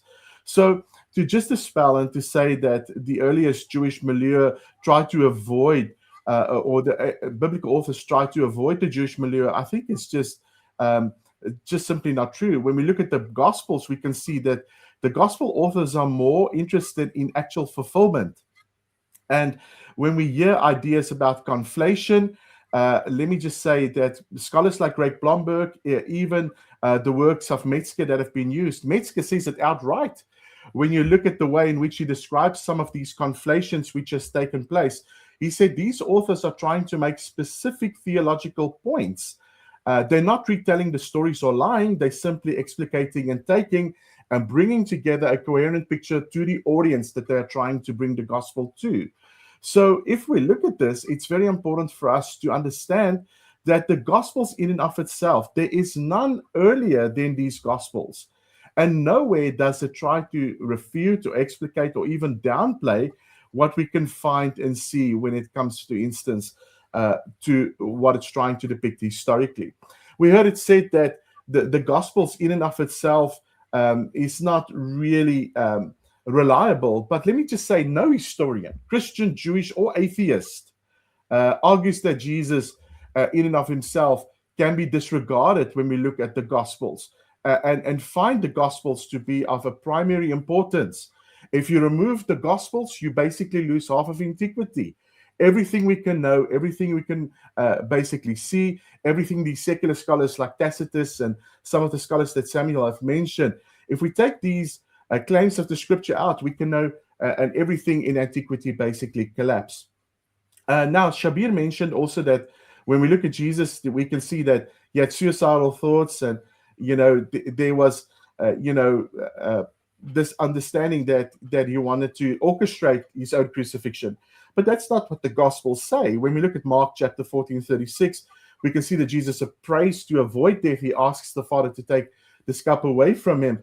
But what is standing and what is assured in all of the Gospels is that Jesus was crucified. In actual fact, all of the historical evidences that we can lean upon, and one of the critical facts that we can uphold is in antiquity, is that Jesus died by crucifixion. Even critical scholars assert it. Now, we heard that, okay, it might be a swooning. It might be something where Jesus woke up in a cool tomb, and he basically tried then to portray that as his resurrection. Let me just say, there were Roman soldiers that ensured that the people that were on the cross were dead. These were executioners.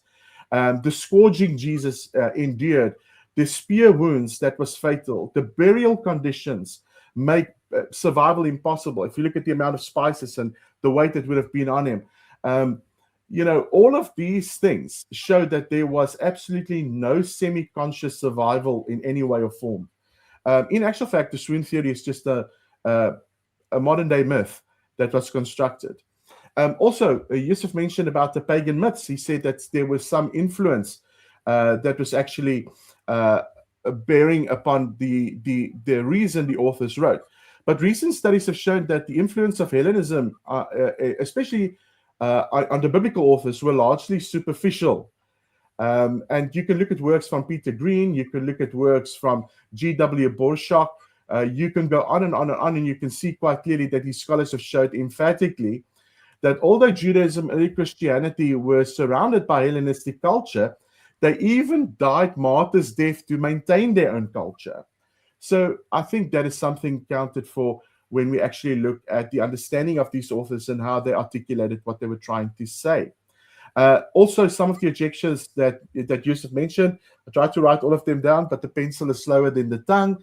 So I hope I get some of these. But some of the objections, like where Jesus says, only God is good. It is very important to note that Matthew doesn't weaken Jesus' claim. He actually assumes it. And the passage challenges the listener to recognize who Jesus really is. He's not trying to deny or downplay who Jesus is. He already affirms that in the first and second chapter, that he is the Ha'adon, he is the one to come. The fig tree shows ignorance of Jesus. It's very interesting that when we look at the fig tree incident, the fig tree story is a prophetic action that illustrates Israel's unfaithfulness. It's not a botanical mistake or Jesus's ignorance. The different genealogies that Yusuf mentioned, the genealogies reflect different theological emphases to different authors in different contexts. We know that one is Jewish, one is royal, one is universal, and one is human. All of these have different emphases for different authors. The virgin birth. Let me just say that the omission from the other gospels basically does not deny the virgin birth. Not even the Quran denies the virgin birth. It just shows narrative focus. And John Gilchrist actually describes this beautifully in his Jesus Disfigured book. Again, the fact that the Quran lacks any supernatural Jesus, that's just not true. Contrary to the popular claim, the Quran is full of supernatural accounts of Jesus. So we can go on and on and on, and we can see that these things that were raised against the biblical text in and of itself is unfounded and simply not clear. And I think my time's up. I'll leave it at that. Your time is up. So we are going to move on to the time of cross-examination now, which is 20 minutes each. So we're going to start off with Dr. Shabir and Yusuf having an opportunity to ask Samuel and Rudolph the questions they would like. So I'll hand over to both of you to decide on how best to structure your 20 minutes in terms of questions. Okay, let me just time myself. And Dr. Shabir, you're on mute.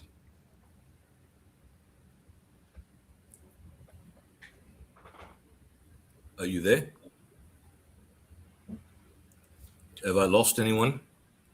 We're still here. I think Dr. Shabir is just on mute. You have to unmute yourself. You go to the unmute section. I got it. Okay. Have you got it? Okay, gentlemen. So, Yusuf, if you allow me, I want to start with this last point that Rudolph made. Okay, and I'm going to support Yusuf's point here. So the Quran has as Rudolph rightly said, both have supernatural elements. But a key difference I want you to observe, Rudolph, is that the Quran has an enhanced human being, that is Jesus. The Bible, on the other hand, is presenting a divine person, especially in the writings of Paul, in Hebrews and in John's Gospel and in the book of Revelation. So we have here a divine being who takes on human qualities. So there's a lot of difference between these two presentations. So with the Quran just giving us an enhanced human being, this is a human being who is working under the grace of God. Yes, he can blow life into the clay birds, but only with the permission of God. The Quran is always careful to emphasize that point. And you found with the scholars that you cite, which are actually scholars from within the Christian tradition, who find the Quran objectionable from this point of view. So I'm on the one hand, I'm glad that Christian scholars are able to recognize when something goes off the course of monotheism. But here you have misunderstood the Quran, because it's saying that Jesus is doing this with the permission of God. So monotheism is preserved. But do you see the difference between the Quran showing an enhanced human being and the Bible showing a humanized divine being?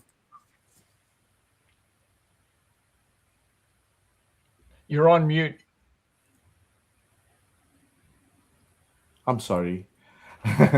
Yes, Dr. Shabir, I would affirm the very fact that we can, in fact, affirm exactly what you said.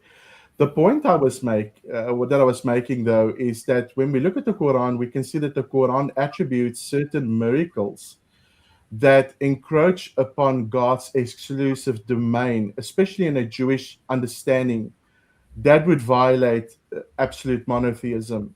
In that, and I've mentioned Richard Balcom, highlighting and showing that Judaism had the central belief that God was the sole creator, and the creative act of Jesus blowing life into clay birds seems to violate that very absolute construct or understanding of God's own authority and appeal. Therefore, I do not deny that Jesus historically is a supernatural person. But what I would say, there's a problem posed to Islamic theology when it is only Yahweh that creates ex nihilo. And in Genesis 2:7 is the one that emanates life and blows life into man. That is not purported to the Jesus of the Bible. That strict line is delineated to show the difference between Father enabling Son and Son doing what the Father enabled in Christian theology. In the Islamic context, again, it's not there. But then what I've shown further is, where is that reliance historically? It is not found in the gospel documents that we have, which is earliest, but it is succinct with the Gospel of Thomas, chapter 2 in the 2nd century. Okay. Now, Rudolph and Yusuf, I'll give you a chance in a moment. So you mentioned a number of scholars like Gabriel Hyde Reynolds. Did you read Gabriel Hyde Reynolds' latest book on the Quran being originating in a Christian context? That's one. Did you read this one by Sidney Griffith, the Bible in Arabic? And how about this one, The Quran's Reformation of Judaism and Christianity, edited by Holger Zelentin?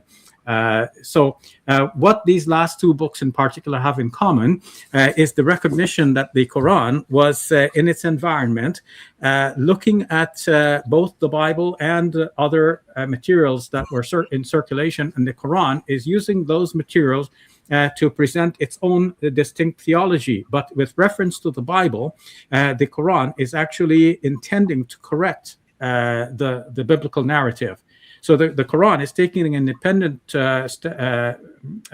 stance here in looking at the materials which are popular among Christians, whether they're in the Bible or apocryphal materials from the Christian point of view, and saying, okay, if you take that story, these are the morals that should come out of it, or this is the theology that should be derived from that story. So if we take the Jesus creating or from the clay birds and then blowing life into it, this is with the permission of God. It is not that Jesus has some inherent property on his own that would make him a God. So I find it, on the one hand, curious, and that you think that if Jesus does this on his own, this would be a compromise to monotheism, and the Quran does not say that Jesus does it on his own, so the Quran is free of that charge. But on the other hand, you say that God could give Jesus, his son, that power, and then the son could create. And that would not be a compromise to monotheism. Of course, it's a compromise to monotheism, because here you have two creators, one who is God himself, and the other who, without needing God's permission anymore, he has been vouchsafed that power. He has the power in himself. He can just create as he wants. So now we have two creators. In fact, more than this, you have it in John's gospel that without Jesus, nothing was made. So Jesus, according to John's gospel, especially in that introduction, which some scholars think is a later addition into John's gospel, the first 18 verses. So according to those first 18 verses, Jesus is the one who created everything. So when we look up, we don't see God as our creator. We see Jesus as our creator. Is that not a compromise to monotheism? But my main point is that as it relates to this debate, how do you square the actual Jesus on the ground? So we have a real Jesus on the ground. We have the historian's reconstruction of Jesus, and now we have two books which are presenting Jesus, the Bible and the Quran. So now Yusuf's point is that if we want to defend the Jesus of the Bible and the Quran, which one is closer to the historical Jesus? The historians will all agree that Jesus was a human being. He was a Jew who lived in Palestine, and he was crucified by the Roman authorities. Okay, so how does that gel with either the Quran or the Bible? In the Quran, he's an enhanced human being who could suffer something like the crucifixion, but of course God saves him.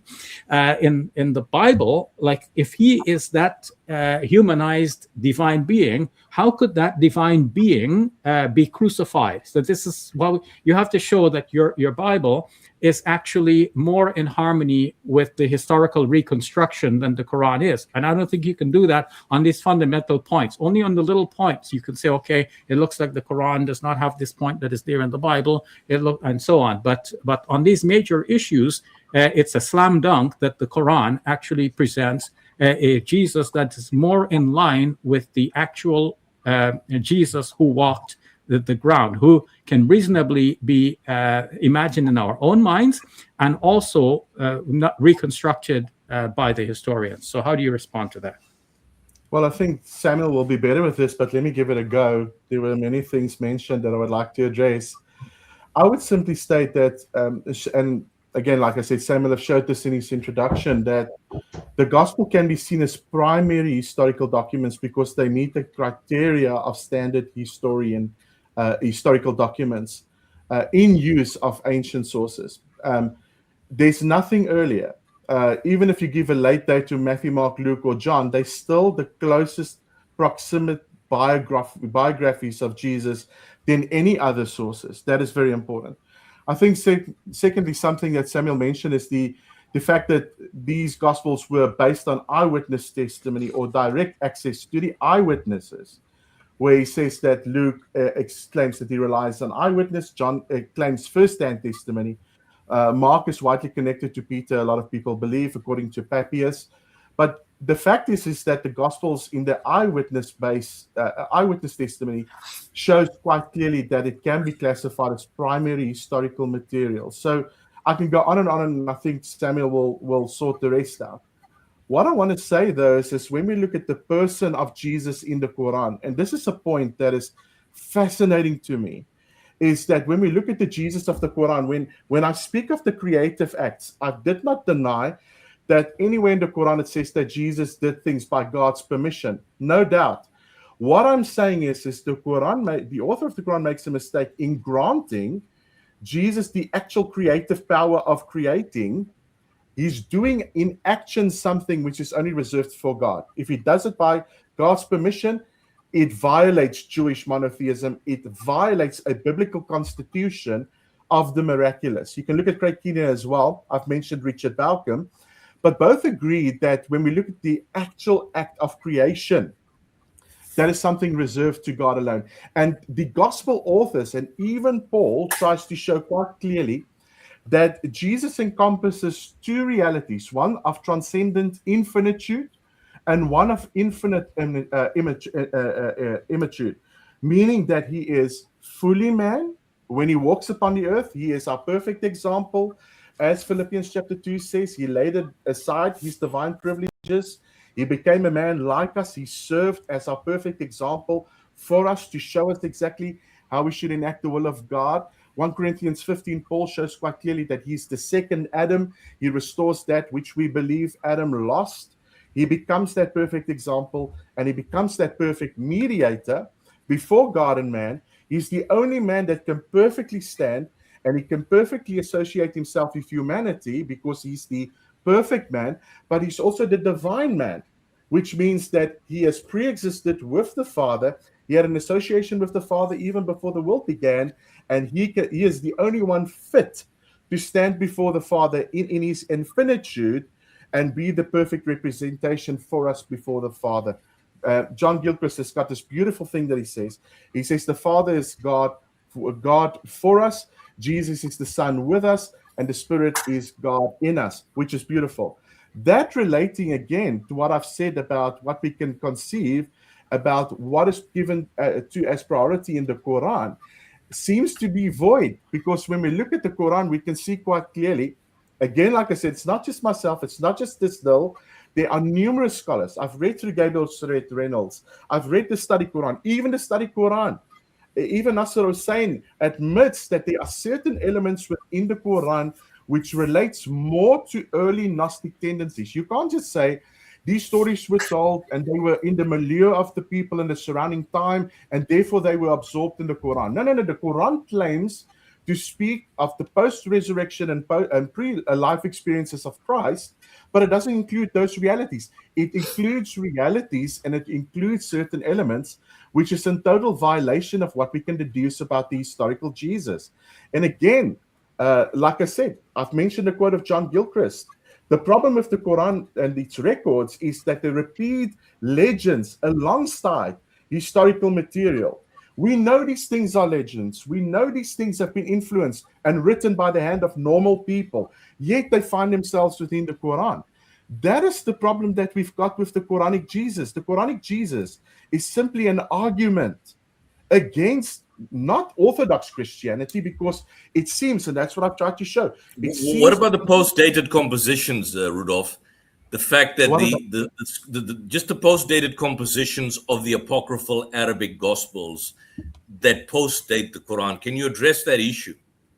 Yes. That's not my question. That wasn't my question. But I'm saying that if you're saying a source material, a lot of the Arabic material come much later after the Quran.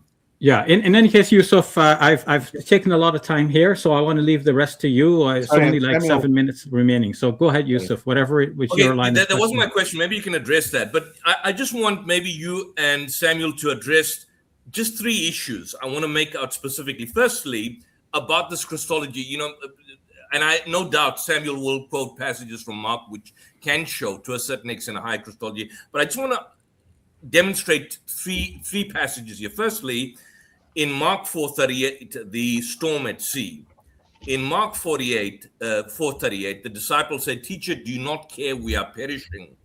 In Matthew, the same narrative is given, and the disciples are saying, "Kairi soson apolymitha, Lord, save us, we are perishing." That's my first issue, is that on the one hand, there's a rebuke, there's a condescension, there's a showing that Jesus has a don't care. But in the other one, they're saying, "Lord, save us." And they use a specific word in Greek. That's the first point. The second point is that, and this is because it's all related, in regards to fig tree, I have no doubt that the depiction can be used as a parable to show those who refuse to bear fruit will be dealt with in symbolic of the curse. The point being made is that why does one show Jesus having a lack of knowledge of the season, the earlier gospel, but the later gospel basically says that his knowledge was limited. He didn't know the season. It removes the lack of knowledge of the season in Matthew, which is contained in Mark. And the last point is that if there is no development, just to give one last example about the crucifixion, in Mark, he prays that his soul is troubled. But in John's gospel, he even declares he will not pray. And he's not shown to be praying in that way. So on those 3 points, can you explain why you have this discrepancy, or at the very least, which shows some sort of distinct personality surrounding Christ in terms of how he's presented on those 3 particular passages? Either Rudolph or Sam. So I'll answer these ones. Sure. So we're really looking at the idea of development, and you've given 3 examples. So in Matthew, Mark, and Luke, you're pointing out that in, I think it's in Mark, you said. Mark 4:38, yeah. Yep, that in the storm they say, teacher. In Matthew, it says, Lord, save us. I guess I'd go to John 13:13, where Jesus says, you call me teacher and Lord, and rightly, for that is what I am. Now that I, your Lord and teacher. So we actually see that the disciples, remember there's a group of at least 12 men with him, and they're both using these words. And we've actually got reference to that, John 13:13, where it says they called him both Lord and teacher. So I don't see Matthew changing it. I see that that's just part of the historical eyewitness flexibility that you have as an eyewitness to. So Samuel, can I stop you on that point so I'm not misunderstood? I'm not talking about the utilization of words, of course, teacher, Lord, but the concern I want you to address is on the one passage they say, if there's a rebuke, do you not care we are perishing? Don't you care that we are drowning? Where's your concern? In the next passage in Matthew, the later gospel, they're saying, save us, we are perishing. There's a direct translation of a rebuke to one of obeisance. So it's not just simply teacher and Lord. How do you explain the distinction between the two, if not that there's certainly a kind of an evolution in terms of how Jesus is presented, from a rebuke to a prayer? Well, I don't see it as a rebuke. Well, do you not care we are perishing? Is that not a rebuke? Don't you have care? Don't you care my son is running on the road? Don't you care? What's your problem? We are drowning. Do something about this. In the next instance, they say, save us, Lord, we are perishing. Is there no distinction between the two? Well, I just see that both are true and just bringing up different aspects of the one event. Which one happened? Which one happened? Which happened? Well, both of them couldn't have happened. Well, why not? So no, but hold on. You have a narrative. If, for example, your son's running across the road, your wife tells you, don't you care your son's running around on the road? And then next you have a narrative which says, go save your son, he's running on the road. There's a distinction between the two. There's clearly a distinction. So which one happened? Did they tell him we are perishing? Don't you care that we are drowning? Or did they tell him, Lord, save us, we are drowning? No, let me answer it. I'm saying both are true, and then one is just an earlier expression of then what happens later on. One saying, Lord, save us, we're drowning. So sorry, don't you care? And then the other's just picking up, Lord, save us. I mean, they're all just aspects. So there's a lack of reverence. There's a lack of reverence in Mark, right? There's a lack of reverence in Mark. Why is the lack of reverence in Mark? They're both calling out for salvation. They're just saying it in different ways. And as I said, I think this is well within the realms of eyewitness flexibility to an event. So I just don't see. And just the last point about the prayer. Why is it in John's gospel? He emphasizes he will not pray. I have to go to the quotation, but in Mark he says, Lord, I think take this cup away from me. And he became exceedingly sorrowful and drops of blood, his tears were like drops of blood and so on. Why is it that at that crucifixion, there's no troubling of the soul in John's gospel? There is troubling of the soul. I've got to find it, but I've looked at this specifically in my Bart Ehrman video where there actually is, where he says, now my soul is deeply troubled, but what shall I say? I've got to go and find it now. Yeah, it's 12:27. John 12:27. Yeah. John 12:26. Now my heart is troubled. So it's exactly the same as in the synopsis. Yeah, but notice the denial. He says, what shall I say? Father, save me from this hour? No, it is for this reason that I came to this hour. So it's a different presentation of Jesus. No, because that's exactly what we have in Matthew, Mark, and Luke, where he says, not my will, but your will be done. It's exactly the same. Not really, because in Matthew, Mark, and Luke, he prays. In John's gospel, he doesn't pray. He said, no, I'm not going to pray. Well, you've just directed it to it. He says, now my heart is troubled. Yes. We see him troubled in Matthew, So Mark, in the synoptics, that's followed by a prayer. He's asking, save me from this hour. But in John's gospel, he says, I won't pray to be saved from the hour because I came for this hour. So did he pray or didn't he pray? That's a problem. Well, I'm saying that both of them have Jesus praying that he's in trouble. No, Samuel. No, that's not prayer. Samuel, don't fudge the facts here. Just to be clear, let's be honest. In John's gospel, he's clearly saying, "I won't pray." Like his soul is troubled. Okay, that's the prelude. Yeah. So the prelude in the synoptics goes to next comes the prayer. In John's gospel, next comes the denial. I won't pray. Yeah. Well, I mean, I think we're overlooking a fact. Is this actually in the Garden of Gethsemane? No, it is not. It is not. But that's when he enters Jerusalem. But in John's gospel, there is no prayer in the Garden of Gethsemane, because when he enters Jerusalem in Mark chapter 12, in John chapter 12, as we have just been looking at, he already declared in advance he's not going to pray like that. So John's writer is not going to have him pray in Gethsemane later, and he doesn't. Well, whether or not we can say what John's gospel will or won't do, we are talking about two different times in Jesus' life. Yeah, but if he's God and if he's already predicted that he will not pray like that, then he won't pray like that.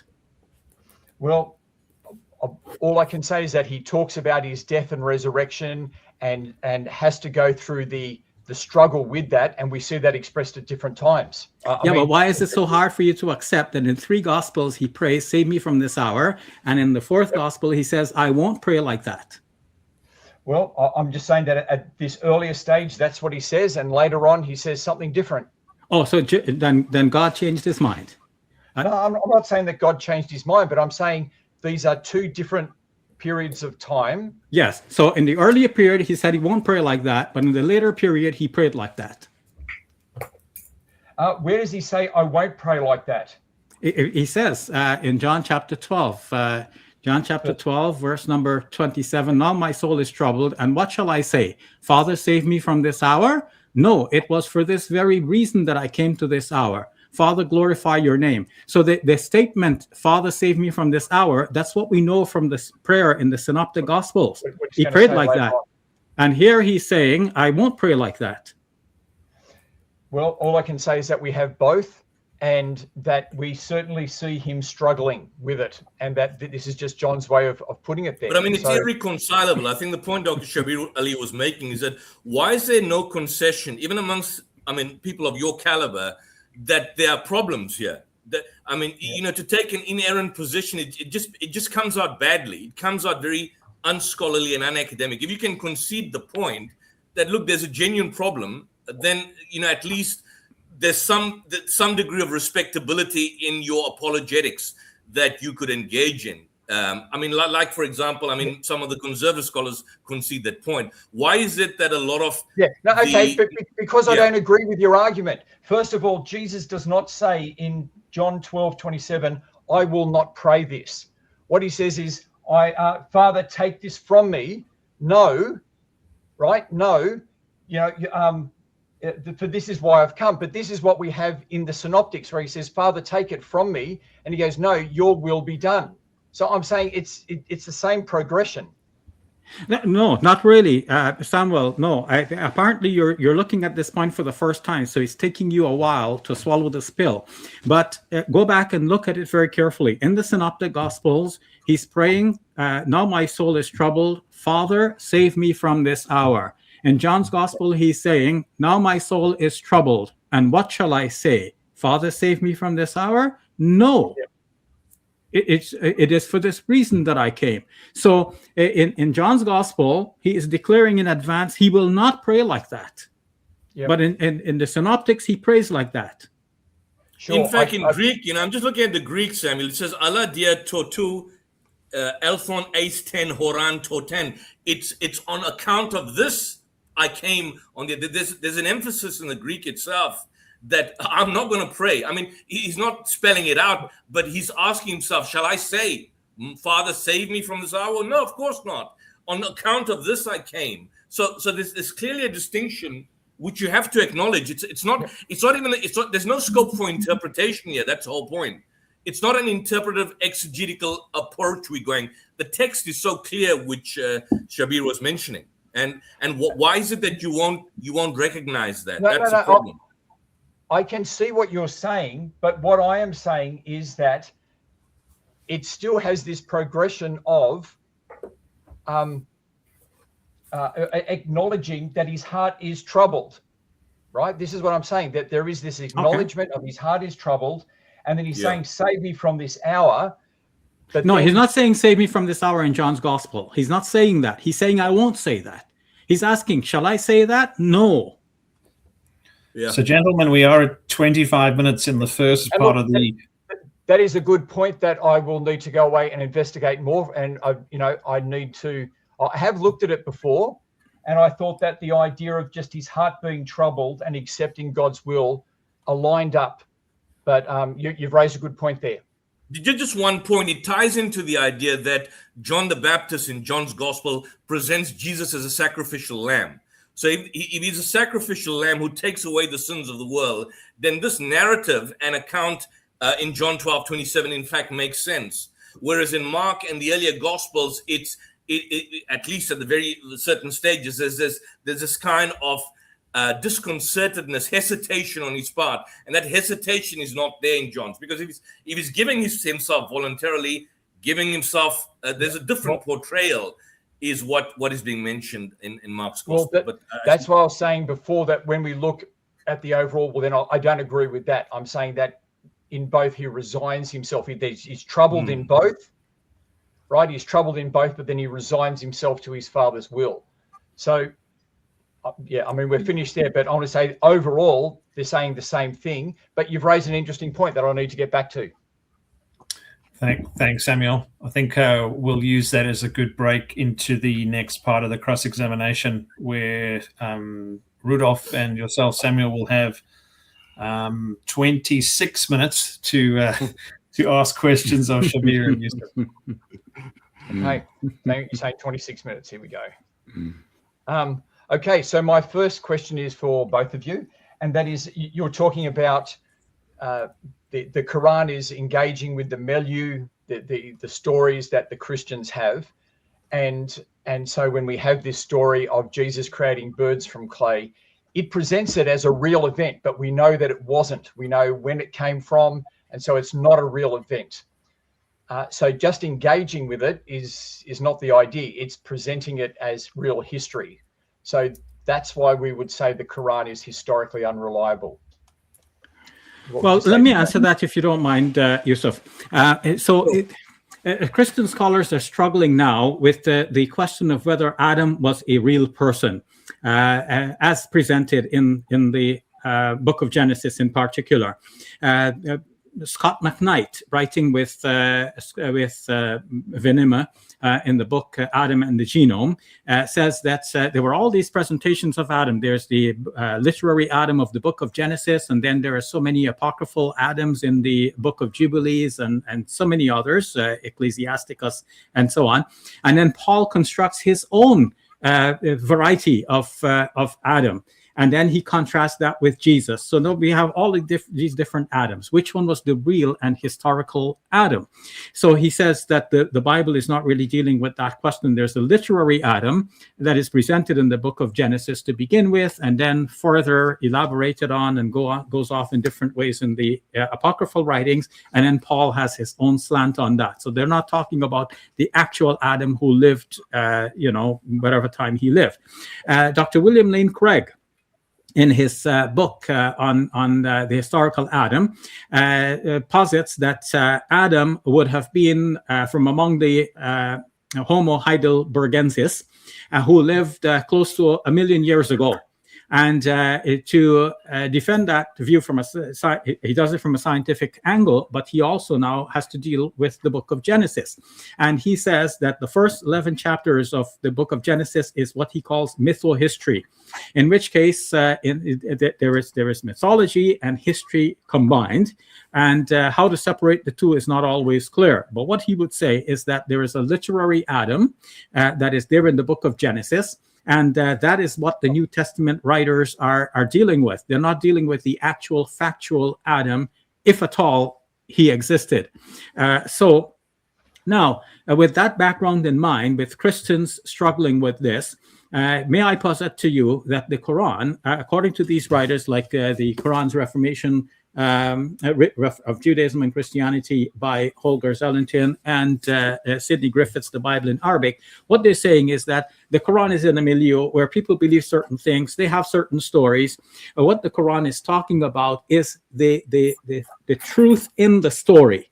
And what that has, like what conclusions can we reach of a moral and theological nature. So the Quran is concerned not so much with the historical truth on the ground, but the theological and moral truths. Now, you might say, why doesn't the Quran just simply correct all of that misunderstanding that they have and give them the actual history? Well, then the Quran would have to do like reverse all of human development. There was a book written by the name of Humans as the Storytelling Animal. I don't remember the author's name, but you can look it up very easily. What he has, the author has shown is that human beings evolved telling stories. And by telling stories, this is the way language is taught to children to begin with. And it is the way in which moral and theological truths and other sorts of good teachings are preserved for people. This was the vehicle by which people learn things and memorize things. The story meant something to them. For the Quran now to do what it needed to do was to teach moral and theological truths. Then to go back and try to correct all of this from a historical point of view would really be shooting itself in the foot. So the Quran is saying, okay, you know these stories. So what should you learn from those stories? What is the moral of the story? And that's what the Quran is doing. Yeah, can I give a quick follow-up question that will put a lid on it? Yeah. So Shabir, you are willing to concede that the Quran took this miracle directly from known apocryphal written or oral legends rather than divine revelation or historical facts? And well, further, okay. Let me just finish. Is there any historical evidence other than the Gospel of Thomas that depict that tale that we've just mentioned? Okay, so it's not an either or, Rudolph. It's I don't know of any other depiction other than the infancy Gospel of Thomas. To answer your second part, but the important. No, wait, just hold on. Case closed. If you can only relate a known, fully known story that directly relates to the Gospel of Thomas in the 2nd century, that's the only place we find it. We do not find it in a historical narrative somewhere, somebody quoting it. It's not an antiquity. The only place we find this story of the creation of the birds is in the Gospel of Thomas in the 2nd century. You've just there's mentioned... no reproduction. Okay, but here, Rudolph asked me a question. Let me answer. Rudolph, you asked me a question and I didn't answer. I didn't finish answering. Okay, you asked me two questions. I jumped to give you an answer on the second question, and you're jumping on the answer. But let me answer your first question, okay? So your first question was, is it by revelation or is it that he got it from the apocryphal sources? And my answer is that the two are not like an either or. It could be that God is guiding the Prophet Muhammad, on whom be peace, to look at all the stories that are available about Jesus, especially the ones which are popular at the time. By the way, I mean, for all you can say about the Gospel of Thomas, the infancy Gospel in particular, this is written by Christians and read by Christians and popular at the time. So the Quran is not taking early Gnostics. But you can call them non-Christians if you want, but they will call themselves Christians, and maybe they will not call you Christian. So the question of who is the Christian and who is not, this is irrelevant. What is important is that the Quran is making an impact on that milieu at the same time, at the set time. And the Quran is looking at the stories that are available already. God is guiding the Prophet Muhammad, on whom be peace, to reshape these narratives, to bring out the theological truths that should have been there but have been lost on the people. So the infancy Gospel of Thomas presents Jesus as a brat who has all of this divine power and he doesn't know what to do with it, so he kills children. Where is that in the Quran? It's not in the Quran, because the Quran is reshaping the story and saying to them, you don't have to think of Jesus like that. Look, I'm not gonna throw away your Gospel of Thomas, but I'm going to tell you that, you that beloved Jesus from the Gospel of Thomas that you already know, who creates the birds. Well, here he has how he does it. He does it with the permission of God. So the Quran is not asserting, to use the terms that William Lane Craig used in reference to Genesis. The Quran is not concerned here with the actual truth of what happened in history. The Quran is concerned here with the truth that is there in the story. And the Quran is bringing out the theological and moral truths that should be the conclusion from this story. So if you think that Jesus had all of this power, where does he get this power from? He is doing these things by the will and permission of God. So this is revelation from God. This is divine guidance to the Prophet Muhammad. It's not an either or. Shabir, can I just add one thing before Rudolph comes in? I've just looked. If you look at the discussion in Britannica on the infancy gospel of Thomas, what the story goes essentially is a rebuke for Jesus violating the Sabbath, because the story is he gathers his 12 sparrows, he brings them to life by clapping his hands, and then he commands them. Then the Jew reports this to Joseph, and then Joseph scolds Jesus for violating the Sabbath. But now, if you look at the Quranic narrative, I'm not so sure if you're familiar with what Muhammad Asad basically states on Surah 349 and 5110. The word in Arabic that is used for clay birds, or Arabic in birds, the word is toyer. And the Arabic word for toyer also idiomatically can mean a fortune or destiny in pre-Islamic and Quranic usage. So, for example, Asad, in that translation, he translates a passage metaphorically. He's basically saying that Jesus intimated to the children of Israel that he would fashion the vision of a soaring destiny like toyer out of the humble clay of their lives. And so as a result of that vision brought to life by his inspiration would become their real destiny by God's leave and their faith. So that basically aligns with Asad's general approach of interpreting the story as, you know, a parabolic myth with a didactic purpose rather than an actual historical event involving physical creation. Because the way it's presented in the infancy gospels, it shows Jesus as a brat. He's killing people, he's doing mischievous actions. And the story doesn't tie up with what the Quran, because in Surah Fil, for example, chapter 105, it also speaks about birds, and there the word is toiron ababil in relation to the army of the elephants, and they being pelted with stones of baked clay sijil. And Asad notes that in that context, the toir can mean any flying creature, whether a bird or an insect, but no authentic tradition actually confirms that. And let me just finish this point. And that could essentially give rise to the virulent epidemic of smallpox. So you've got two narratives. They're not totally parallel, although there's a similarity. And both of them have different moral usages. The infancy gospel speaks about Jesus being a brat and breaking the Sabbath.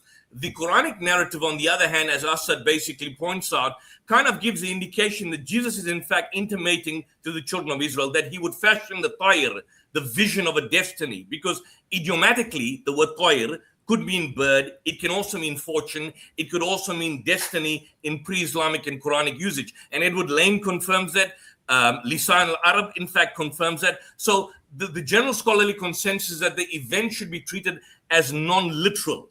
If you take it literally, then you may find some slight parallels, but in fact, even from that perspective, the story in the infancy gospels of Thomas are not the same as you find in the Quran.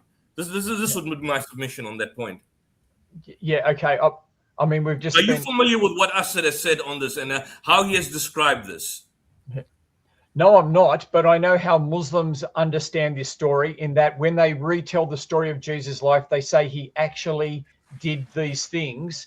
And from what I hear both of you saying, you're saying that it's just an engagement with the stories, and that Jesus actually did these things is not an issue. And if that's the case, then this is not the real Jesus.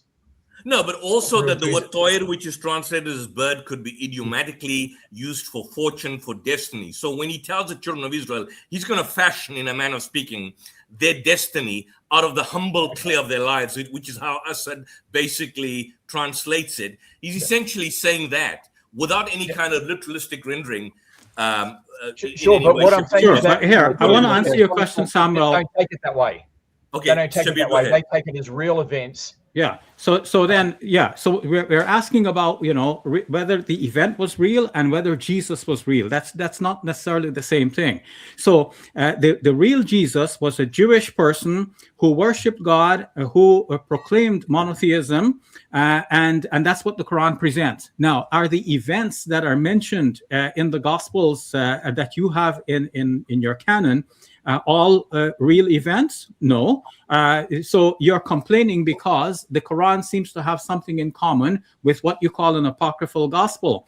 And yes, we're not championing that gospel, but on the other hand, it seems that if the Quran had something in common with what you call the canonical gospels, then the Quran gets a free pass. No, it doesn't necessarily mean that because what you have in the canonical gospel is called canonical, then that means it's necessarily true.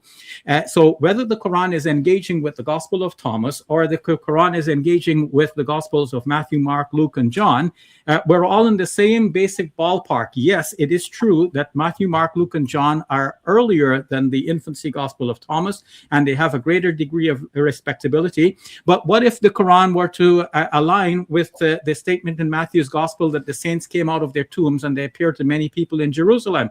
Even Mike Lacona, who debated with me many times, admits that this is just like special effects that Matthew is presenting as part of the story, but it is not the historical event. What about the guards at the tomb? When Rudolph was speaking against the swoon theory, he's bringing all the points from the Gospels, like the spear wound. This is thought to be unhistorical. And what about the guards at the tomb? Dr. William Lane Craig calls this, I hate to use the word, but it's his word. He calls it a stupid story, because it's not coherent. It doesn't make any sense to say that the guards were at the tomb, Jesus appeared, and they saw Jesus, and they went and told everyone that the disciples stole the body, and so on. And the Jewish rabbis bribed them to keep the story closed. So if the Quran were to align with any of that, does the Quran get a free pass? No. No, I'm not asking that. That's not even the issue. The issue is exactly that both of you have just been saying that what Muslims take as genuine events in Jesus' life, you're now saying are just literary interactions, and that's not what Jesus did. And so my point is that's not the historical Jesus. You don't learn about Jesus. What you're learning about there is actually. But Samuel, sorry. Hang on, let me finish. Okay. Right? You guys have been talking for a solid 10, 15 minutes.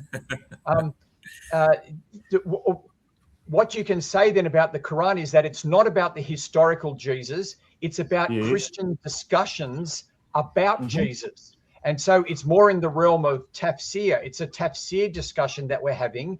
It's not an actual Jesus did these things, right? So in my answer to that, Reverend Samuel, I've already pointed out that there's a difference between real events in the life of Jesus and the real person Jesus. So when we think of the real person Jesus, should we be saying, Lord Jesus, save me? Or should we be thinking of Jesus as a humble human being who prayed to God, who preached monotheism? That is the Quranic Jesus, the one who practiced Jewish law. He was a Jewish person, and they crucified him because they didn't recognize him to be God. This is very clear. If they thought he was God, they wouldn't have tried to crucify him. Now, so that is the real Jesus. So there's the real Jesus, and then there are events in the life of Jesus. Now, who can go back into the history and determine that all of these events actually happened? So you like the events that are mentioned in your Gospels, but you quoted E.P. Sanders, Reverend Samuel. E.P. Sanders says, okay, these are the facts that we can determine from the life of Jesus. It's not all of the facts of the Gospels. No, most of the Gospel events are discounted by scholars. What about John the Baptist declaring that Jesus is the Lamb of God who takes away the sin of the world, as Yusuf was pointing out? Now, this was not in the Synoptic Gospels, and if it was in the Synoptic Gospels, how is it that in the Synoptic Gospels people don't know whether Jesus is the Messiah or not? In fact, even in John's Gospel, they keep asking him, "Are you the Messiah? Like, who are you? Like, tell us." In John chapter 8, he's having this back and forth, and they're saying, "No, a prophet cannot arise from reality." Questions. I mean, you've asked about 5 good questions there. Yeah. So I just want to make a point, Go ahead. Samuel, but it's Hold on, related. I don't Yusuf. want to interrupt Just hold on, you. Yusuf. Samuel. Yusuf, we all want to make points. We want to get to it as well. Yeah. No, but it's Samuel. related to your issue. I want to ask, but well, not ask you. I want to just. No, we're encounter asking to you your the question. questions. It's our No, turn to I ask. just wanted to say, what? Samuel to speak. Is that okay? Samuel, Right. over to Go you. ahead, guys. Ask away. Ask away. We're here to Go ahead, answer. go ahead. Now, first Okay. of all, I just want to make the claim. Okay. I never claimed. First of all, with E.P. Sanders and what he recommends, what he says about Jesus and what he taught, he also acknowledges that Jesus was a first century Jew who saw himself in that eschatological role. And so that means the teaching on the Son of Man that we have is, E.P. Sanders may not believe this, but no one doubts that Jesus taught he was the Son of Man who comes in the clouds of heaven and approaches the throne of God. And as I pointed out with Daniel Boyarin, Okay, but here, Samuel, you're wrong about that. Because first of all, you mentioned E.P. Sanders saying that Jesus was this apocalyptic prophet. All of those who say he was an apocalyptic prophet, including E.P. Sanders, says that he was a failure. He thought that it would happen in his lifetime, but it didn't. But that's not the point. Okay. That's still and the Son of Man. Son of Man, That's you're premising your question on the idea that all the scholars agree that he claimed to be the Son of Man. No, I'm not doing that at all. I'm not doing that at all. Okay. I'm saying that, well, if you let me finish, right? Okay. But you were saying that all of the scholars, the historians, agree that Jesus said that he's the Son of Man from Daniel. Let's let Samuel finish. Okay, go ahead, Samuel. I'm saying that when we assess Jesus, we do it with two fronts. We look at it historically, as I've shown. We also do it in terms of the Old Testament, because the scholars do say that Jesus was a Jew who saw himself in that Old Testament role. And so he did see himself as the Son of Man and the things that come with that. So this is why we assess Jesus historically. And so historically, but also theologically in terms of the prophecies. And so my question for you is, you were saying that the Old Testament influenced the New Testament, and so that the New Testament writers are just making up a story. You're trying to, write it off by saying they're just making up a story by going back into the Old Testament. The point is, if that's the case, then how could God ever fulfill his prophecies? If the Messiah is to do these things, then he's going to have to come and do them. So when Jesus gets on the donkey and comes into Jerusalem as part of his messianic role, did Jesus actually do that?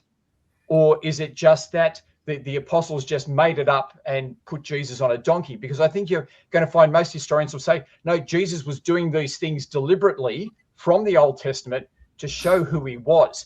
They might say he failed in what he did, sure, but that's what he thought he was doing. So that's my point. So this is my question. Is it right to say that the New Testament writers are simply taking the Old Testament? Aren't you denying the fulfillment of prophecy?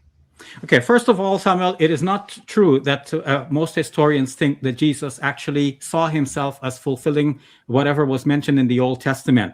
Second, historians generally believe that the New Testament writers, or at least the early Christian community, and their conclusion is now reflected in the New Testament writings, the early Christian community and the New Testament writers thought that Jesus fulfilled things in the Old Testament, even things that were not actually prophecy. And then they wrote the stories about Jesus to reflect that expectation. Read the book Gospel Fictions by Randall Helms. That's not my question. That's not my question. What I'm saying is, if you take that skeptical view, then Jesus can't fulfill anything, right? The view you've taken is there is no God, there is no prophecy. If Jesus fulfills something, the church has just invented a fulfillment. I'm saying maybe he was the Messiah. Maybe he did do these things because he's fulfilling them. Okay, so you don't have to be an atheist. You don't have to deny the possibility of prophecy. You just have to read the Old Testament in its context and see that they were not actually prophecies. You mentioned Isaiah 53. It was not a prophecy of somebody to come later on. It is a story about the Jewish people at the time and the struggles that they were going through. We were talking about the virginal conception. Sorry, before we have loads of points there, Daniel Boyarin gives evidence from the Targums, from the Talmud, and from, who was the other guy? He gives all the Jewish examples where they do. The traditional Islamic view is that it is the Messiah. Well, Isaiah 53 is traditionally understood as the Messiah in traditional Islam. Traditional Judaism. Okay, no, traditional Judaism does not accept that Jesus is the Messiah. There might have been conceptions that the Messiah is spoken about in Isaiah 53. Daniel Boyarin is not universally acknowledged as valid in everything that he's saying. I invite you also to read Paul Schaeffer's book. What is this book? Let me see if I can go back to Schaeffer's book that I had on my screen. Peter Schaeffer, his book entitled Two Gods in Heaven. So these writers are saying, okay, some people took Daniel 7 to mean that there are two gods, a great, an older God and a younger God. And of course, the New Testament writers are trying to portray, some of them at least, Jesus as that younger God. But then you have two gods, and this is not monotheism. They didn't quite work it out. How is that monotheism? And Christians eventually arrived at the doctrine of the Trinity to defend monotheism, despite the fact that they took a younger God, and now they have the older Father and the younger Son. So the point of all of this is that the Old Testament was not necessarily predicting Jesus. Even though we believe in Jesus, we don't have to believe that the Old Testament predicted him. Even though we believe that in the virgin birth, and the Quran does not deny the virgin birth, we don't have to believe that the Old Testament predicted him. So when somebody says Isaiah 7:14 is a reference to Jesus, it's not a reference to any future person. It's a reference to a person in the court of Ahaziah at that time. So it's a court of Ahaz. So it's not about the futuristic event to happen 700 years later. But the New Testament writers wrote about Jesus riding on a donkey, as demonstrated by Randall Helms in his book Gospel Fictions. He shows how the writers took the exact words from the Old Testament and they included that in their narratives to depict Jesus as the one riding on the donkey. Okay. But it wasn't a prophecy about Jesus at all. Well, it is a prophecy from Zechariah about Israel's king coming. And so my point is, if you take the Gospel Fictions, or whatever the name of that book was, then you end up with Jesus not fulfilling any prophecies, not doing anything, not even coming as a religious figure. I mean, why wouldn't he come fulfilling Zechariah, where it says the Messiah will come this way? Why wouldn't he come that way on a donkey? Why wouldn't he? Why does it have to be a fiction? It seems that you've just made up your mind that, no, I'm just rejecting it and I'm not going to accept anything. Well, even if we can accept that Jesus is the Messiah, we do believe Jesus is the Messiah, and even if we accept that this prophecy from Zechariah is about the Messiah to come, Jesus does not fulfill the role of a king. So he could be a Messiah without being king. He could be a prophet Messiah. He can be a priestly Messiah. In fact, the idea that he was crucified counts against the gospel narratives, because the gospel narratives present him as a king, and then he fails to be a king. And then the Christians say, okay, but he will be a king when he comes back. And the Jewish people are saying, well, okay, when he comes back and proves himself to be the king, then we'll accept him. But in the meantime, it looks like he failed to be the king that he proclaimed himself to be. But we would say that, no, he was not a failure. He did not proclaim himself to be king. Nowhere in the Quran does he do that. He is the Messiah, and Messiah can be priest and prophet. If he is king, as the Gospels portray him, riding on a donkey to fulfill Zechariah, then he failed to be the king that he said he was going to be. Well, and he was Samuel, one point, the Zechariah 12:10. Just can I end with the Zechariah 12:10? It speaks about the Jewish understanding is a future kind of Moshiach ben Joseph in battle. Not crucifixion, and a lot of them would point out that he didn't fulfill as yet a messianic role for peace. So some scholars, some apologists would say that this would be in his second coming. So as it stands, then that would be an unfulfilled prophecy as yet until his second coming. So you can't attempt to recontextualize the text and fit it to Christ. I'm not recontextualizing it. I'm saying that I'm saying that any example we give you, you just write off. Any example of fulfillment, you just write off and say, oh, it's a fiction. And I'm saying, well, Jesus does nothing then. You know, there is no fulfillment of God. He comes as the resurrection king, the king who is bringing the resurrection from the dead. Yeah, but in a future battle, at the Battle of Armageddon, where Israel mourns the slain leader, the read the book Moshiach of ben Revelation. chosen. We're out of time. We're out of His time. lifetime. We're gonna move into the closing statements or arguments now. We've gone just over 28 minutes. Thank you, gentlemen, for a very engaging cross-examination time. Just a reminder that we're reversing the order for the closing statements. So it will be Rudolph, Yusuf, Samuel, and Shabir. So each speaker has 4 minutes each, and I'm going to hand over to you, Rudolph, for your 4 minutes. Well, thank you, friends. It's a lively discussion because we are passionate about this topic. But I just want to say at the heart of this discussion, it's not simply a comparison between two religious texts. It is a question of identity. And after all the arguments, after we look at all the sources, dates, manuscripts, traditions, and everything ultimately that we discussed, it comes down to one question. And this is a question that Jesus himself asks in the Gospel of Matthew. He turns to his disciples and he says the following: "Who do men say I am?" The answer came quickly. Some said John the Baptist, others said Elijah, still others said Jeremiah or one of the prophets. In other words, he's a prophet, a messenger, a great religious figure. That answer sounds very familiar because it's precisely the portrait that the Quran gives us of Isa. But Jesus did not stop there. He pressed the question even further in verse 15. And he says to his disciples, "But who do you say I am?" And listen to Peter's answer. Peter says, "You are the Christ, the Son of the living God." This is in verse 16. This motion and moment is crucial because Jesus does not correct Peter in this narrative. He does not rebuke him for blasphemy. He does not say, "No, I'm only a prophet." He does not say anything but, "Blessed are you, for flesh and blood have not revealed this to you, but my Father who is in heaven." That is found in Matthew 16:17. So this exchange matters because it tells us something decisive. And like I said, and Samuel have shown, we can see quite clearly that the New Testament will show that Jesus accepted worship. He affirmed his divine sonship. He made claims unique to his divine authority given to him from God, all within the first century Jewish framework, where such claims were either valid or blasphemous, but never natural. And it brings us back to this debate. The Quran answers Jesus' first question, "Who do men say I am?" but it refuses to answer the second. My Muslim friends today agree that the Quran gives us a Jesus shaped by more than 7th century theology. He's also a construct of apocalyptic legends, Gnostic substitutions, and later polemics. A Jesus who does miracles drawn from the rejected infancy gospels, who avoids crucifixion despite universal historical testimony, and who speaks with categories foreign to 1st century Judaism, but well known to Gnosticism. By contrast, we see that the New Testament gives us an early Jesus. The Jesus, as Samuel have shown, the Jesus of the crucifixion under Pontius Pilate, the Jesus who proclaimed the divinity of himself to his earliest followers, the Jesus whose death and resurrection were preached within years, not centuries, of the actual events themselves.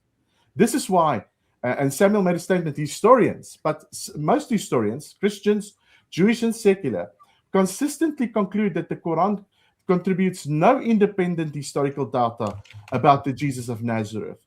So the real question before us is not, is Jesus important? Both sides agree that he is.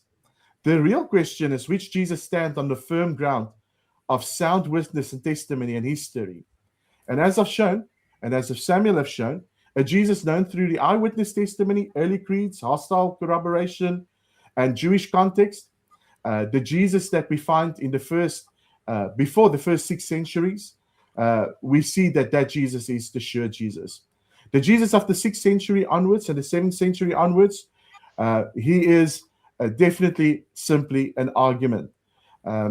We can see who he actually was in history. Without the Gospels, without the surety of the Gospels, we can know nothing about the historical Jesus. And when all the evidence is weighed, the answer that emerged historically, textually, and coherently is not the Quranic Isa, but the biblical Jesus. Even the biblical Jesus tonight was used, in some instances, was used to describe for us the Quranic Jesus. So let me just say, this is exactly what we see. We can see quite clearly that Jesus is the confessed Savior, Christ the Son of the living God, as he revealed himself in the text. Thank you. Thanks very much, Rudolph. Going to move to Yusuf for your 4 minutes. Thank you. I really enjoyed the spirit of discussion. I think Rudolph made an interesting point earlier in his closing statement where he said that the Qur'anic Jesus is an argument. And he's actually right. It is an argument, but it's an argument fundamentally against the idea that a man can somehow or the other be God.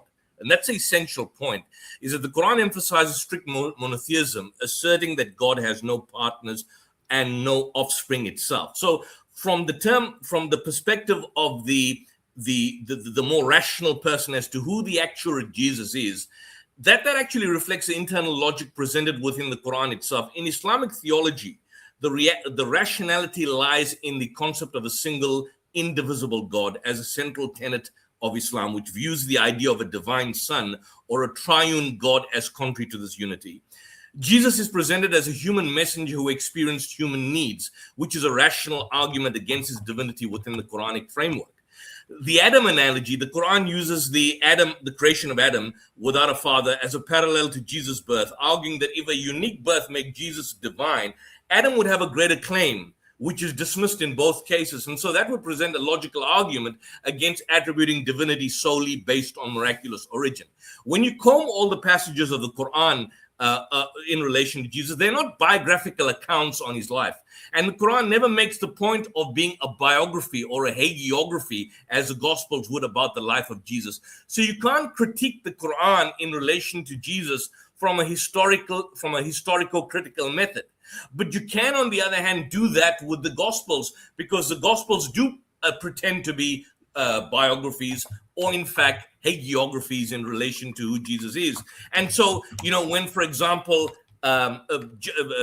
Rudolph proclaimed the point that Peter called, Jesus the Messiah, the Son of the living God, ho Christos, ho Hios, to zontos in Matthew 16:16 as a proclamation. You find the same narrative, the same incident recanted in Mark, the earlier gospel, and in that instance, he just simply says, ho Petros lege auto say ho Christos, you are the Christ. So why the critical point, Messiah, Son of the living God, is left out by Matthew in that specific narrative?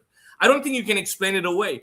I gave it the demonstrations about the rebuke in relation to the storm, and of course the lack of prayer on the part of John in Jesus's part during the advent of the crucifixion, or the story of the fig tree in relation to the ignorance of the season. I don't think you can wish this away. Essentially, it basically points out to the idea that these stories were not really biographies, but more particularly narratives to substantiate certain particular theological motifs that these particular writers were writing to their different communities, whoever these particular writers were. Because, the reality of the situation is that, generally speaking, all of them, as the late Didat would say, are according to Matthew, according to Luke, according to Mark, and according to John. And scholarly consensus is on our side. We're not trying to be funny here, but the scholarly consensus is on our side in relation to the anonymity of these particular books. So if anyone has a problem as to who is the accurate Jesus, from the Quranic point of view, Jesus is not a spectacular individual. He's presented as an enhanced prophet, as Shabir Ali basically mentioned, as a mighty messenger of God, as an individual who did miracles, which is, in a sense, confirmed in the gospel accounts. But be that as it may, there is no biography which you can essentially critique to say, look, this never happened.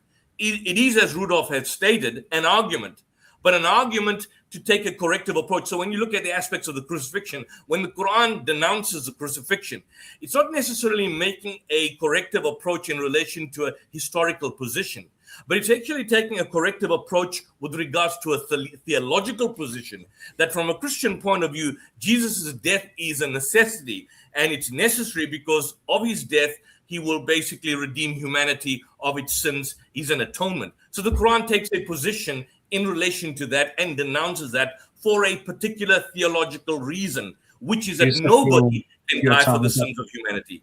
And I think my time is up. I leave it at that. Thanks very much, Yusuf. We'll move on to Samuel for your closing argument of 4 minutes. You need to go off mute, Samuel. Thank you, gentlemen, for a lively discussion. And you've given me 1 point to think about and go away. And so that's always a good thing. To conclude, let me just get my points up here. I just want to give a bit of a summary as to what we've done. I was looking at, so I looked at the fact that there are different views about Jesus in the world. There's the Christian view, the Muslim view, the Baha'i view, and other views. And that the way that we should determine what is true is to look at it from a historical and theological point of view. Historical in terms of the normal tools of history, but also theological to see that Jesus was a Jew in that story of the Old Testament and, being the Messiah and what that meant. And so there are those two aspects to look at. The New Testament itself, we've seen, is made up of many different witnesses from his disciples. This is actually what Jesus himself commissioned. He commissioned disciples fulfilling Israel's mission to be a witness to the world. Because there are these different ones, there are differences, as we've discussed today, that you've got to work through. But that's the nature of any eyewitness material. You've just got to work that through. These are the earliest documents. We saw that the teachings and narrative of Jesus can be seen in a fixed form no later than 17 years after his death and resurrection, and that it confirms the previous scriptures about the resurrection, about the Messiah bringing the resurrection kingdom and bringing atonement. I also brought up Daniel Boyarin, who said that the ideas of a divine Son of God predate Christianity.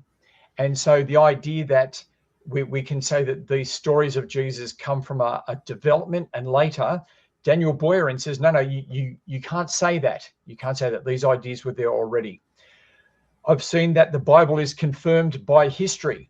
We looked at I referred to Josephus and a whole range of others, which confirm the biblical account of John the Baptist, Jesus' brother, Jesus and his life. And many people like Herod and all the other characters that we see in the Bible, we see also recorded in Josephus, and this is confirmed. And so historians actually use the New Testament as a historical document. You can go and read the Oxford and Cambridge history of the ancient world, and they are regularly referring to the Bible. I even showed an example of where the Quran in Surah 5 talks about Christian judging by the gospel. And so that's what we're commanded to do. And also I showed from Ibn Ishaq where the Gospel of John is specifically named and identified as a source that you can refer to prove Muhammad, therefore endorsing it itself. I was a little surprised at Shabir and Yusuf saying that the Quran sort of isn't this historical stories about Jesus. I don't think I've misheard you there, but that it's actually just taking up the stories that we're told. And so my understanding there is that it is more of a theological engagement rather than a historical engagement. I think Yusuf actually said that it can't be judged historically. And so I just want to say that the Quran, if that's the case, it's not even claiming to give genuine history. It's not claiming to give history. It's claiming to give an engagement with the theological ideas of the time. And so for that reason, I want to encourage people, if you want to know the historical Jesus, you need to begin with the gospel accounts in the New Testament. Thank you very much. Thanks very much, Samuel. We're going to conclude with Dr. Shabir. Dr. Shabir, you've got 4 minutes in your closing statement. Yeah, gentlemen, it's been wonderful having this dialogue with you, and obviously we need to do more of it in the future, and I'd love to do that. Let me engage with some of the points that have been presented today. As you will recall, I tried to see what the historians generally agree on, and I identified 2 major points in which they agree. One is that Jesus was a Jew, and 2, that Jesus was crucified under the Roman authorities. Now, why are these 2 points important for weighing both the Quran and the Bible in the portraits that present of Jesus? First, that Jesus was a Jew. This means that he did not teach the doctrine of the atonement, the doctrine of his blood sacrifice for the sins of people. And whereas the Bible presents him in that way, the Bible actually contradicts one of the hallmarks of history regarding Jesus. And Jesus kept the law as a Jewish person. The Bible seems to be ambivalent about the law, resulting in the New Testament teaching that Christians do not need to keep the law. And this is how Christianity has evolved, with some kind of ambiguity as to whether to keep the law or not keep the law, at least the 10 Commandments or the penal laws. Christians generally don't know what to do really about the law.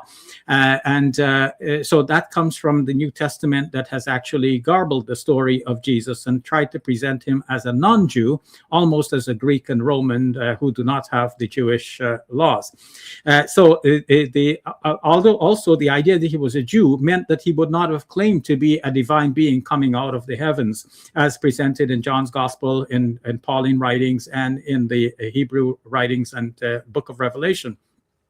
So what this means then is that even if Daniel Byron is correct, and there was this idea of an older God and a younger God, as depicted in the book of Daniel, that doesn't mean that Jesus himself claimed to be that. But rather, what we can see is that when the Gospels are lined up one after another, and we see when they were written, with Mark written first, Rudolph mentioned Mark on priority, and then Matthew and Luke coming later, and John even later still, we see that the story develops where Jesus is made bigger and greater. So whereas in Mark's gospel, he's proclaimed to be the Messiah, in Matthew's gospel coming later, Matthew, using Mark as his source, adds Son of the Living God, which Rudolph quoted at the end, to my surprise, because I thought Yusuf already made that point, and I'm surprised to see him bringing it up.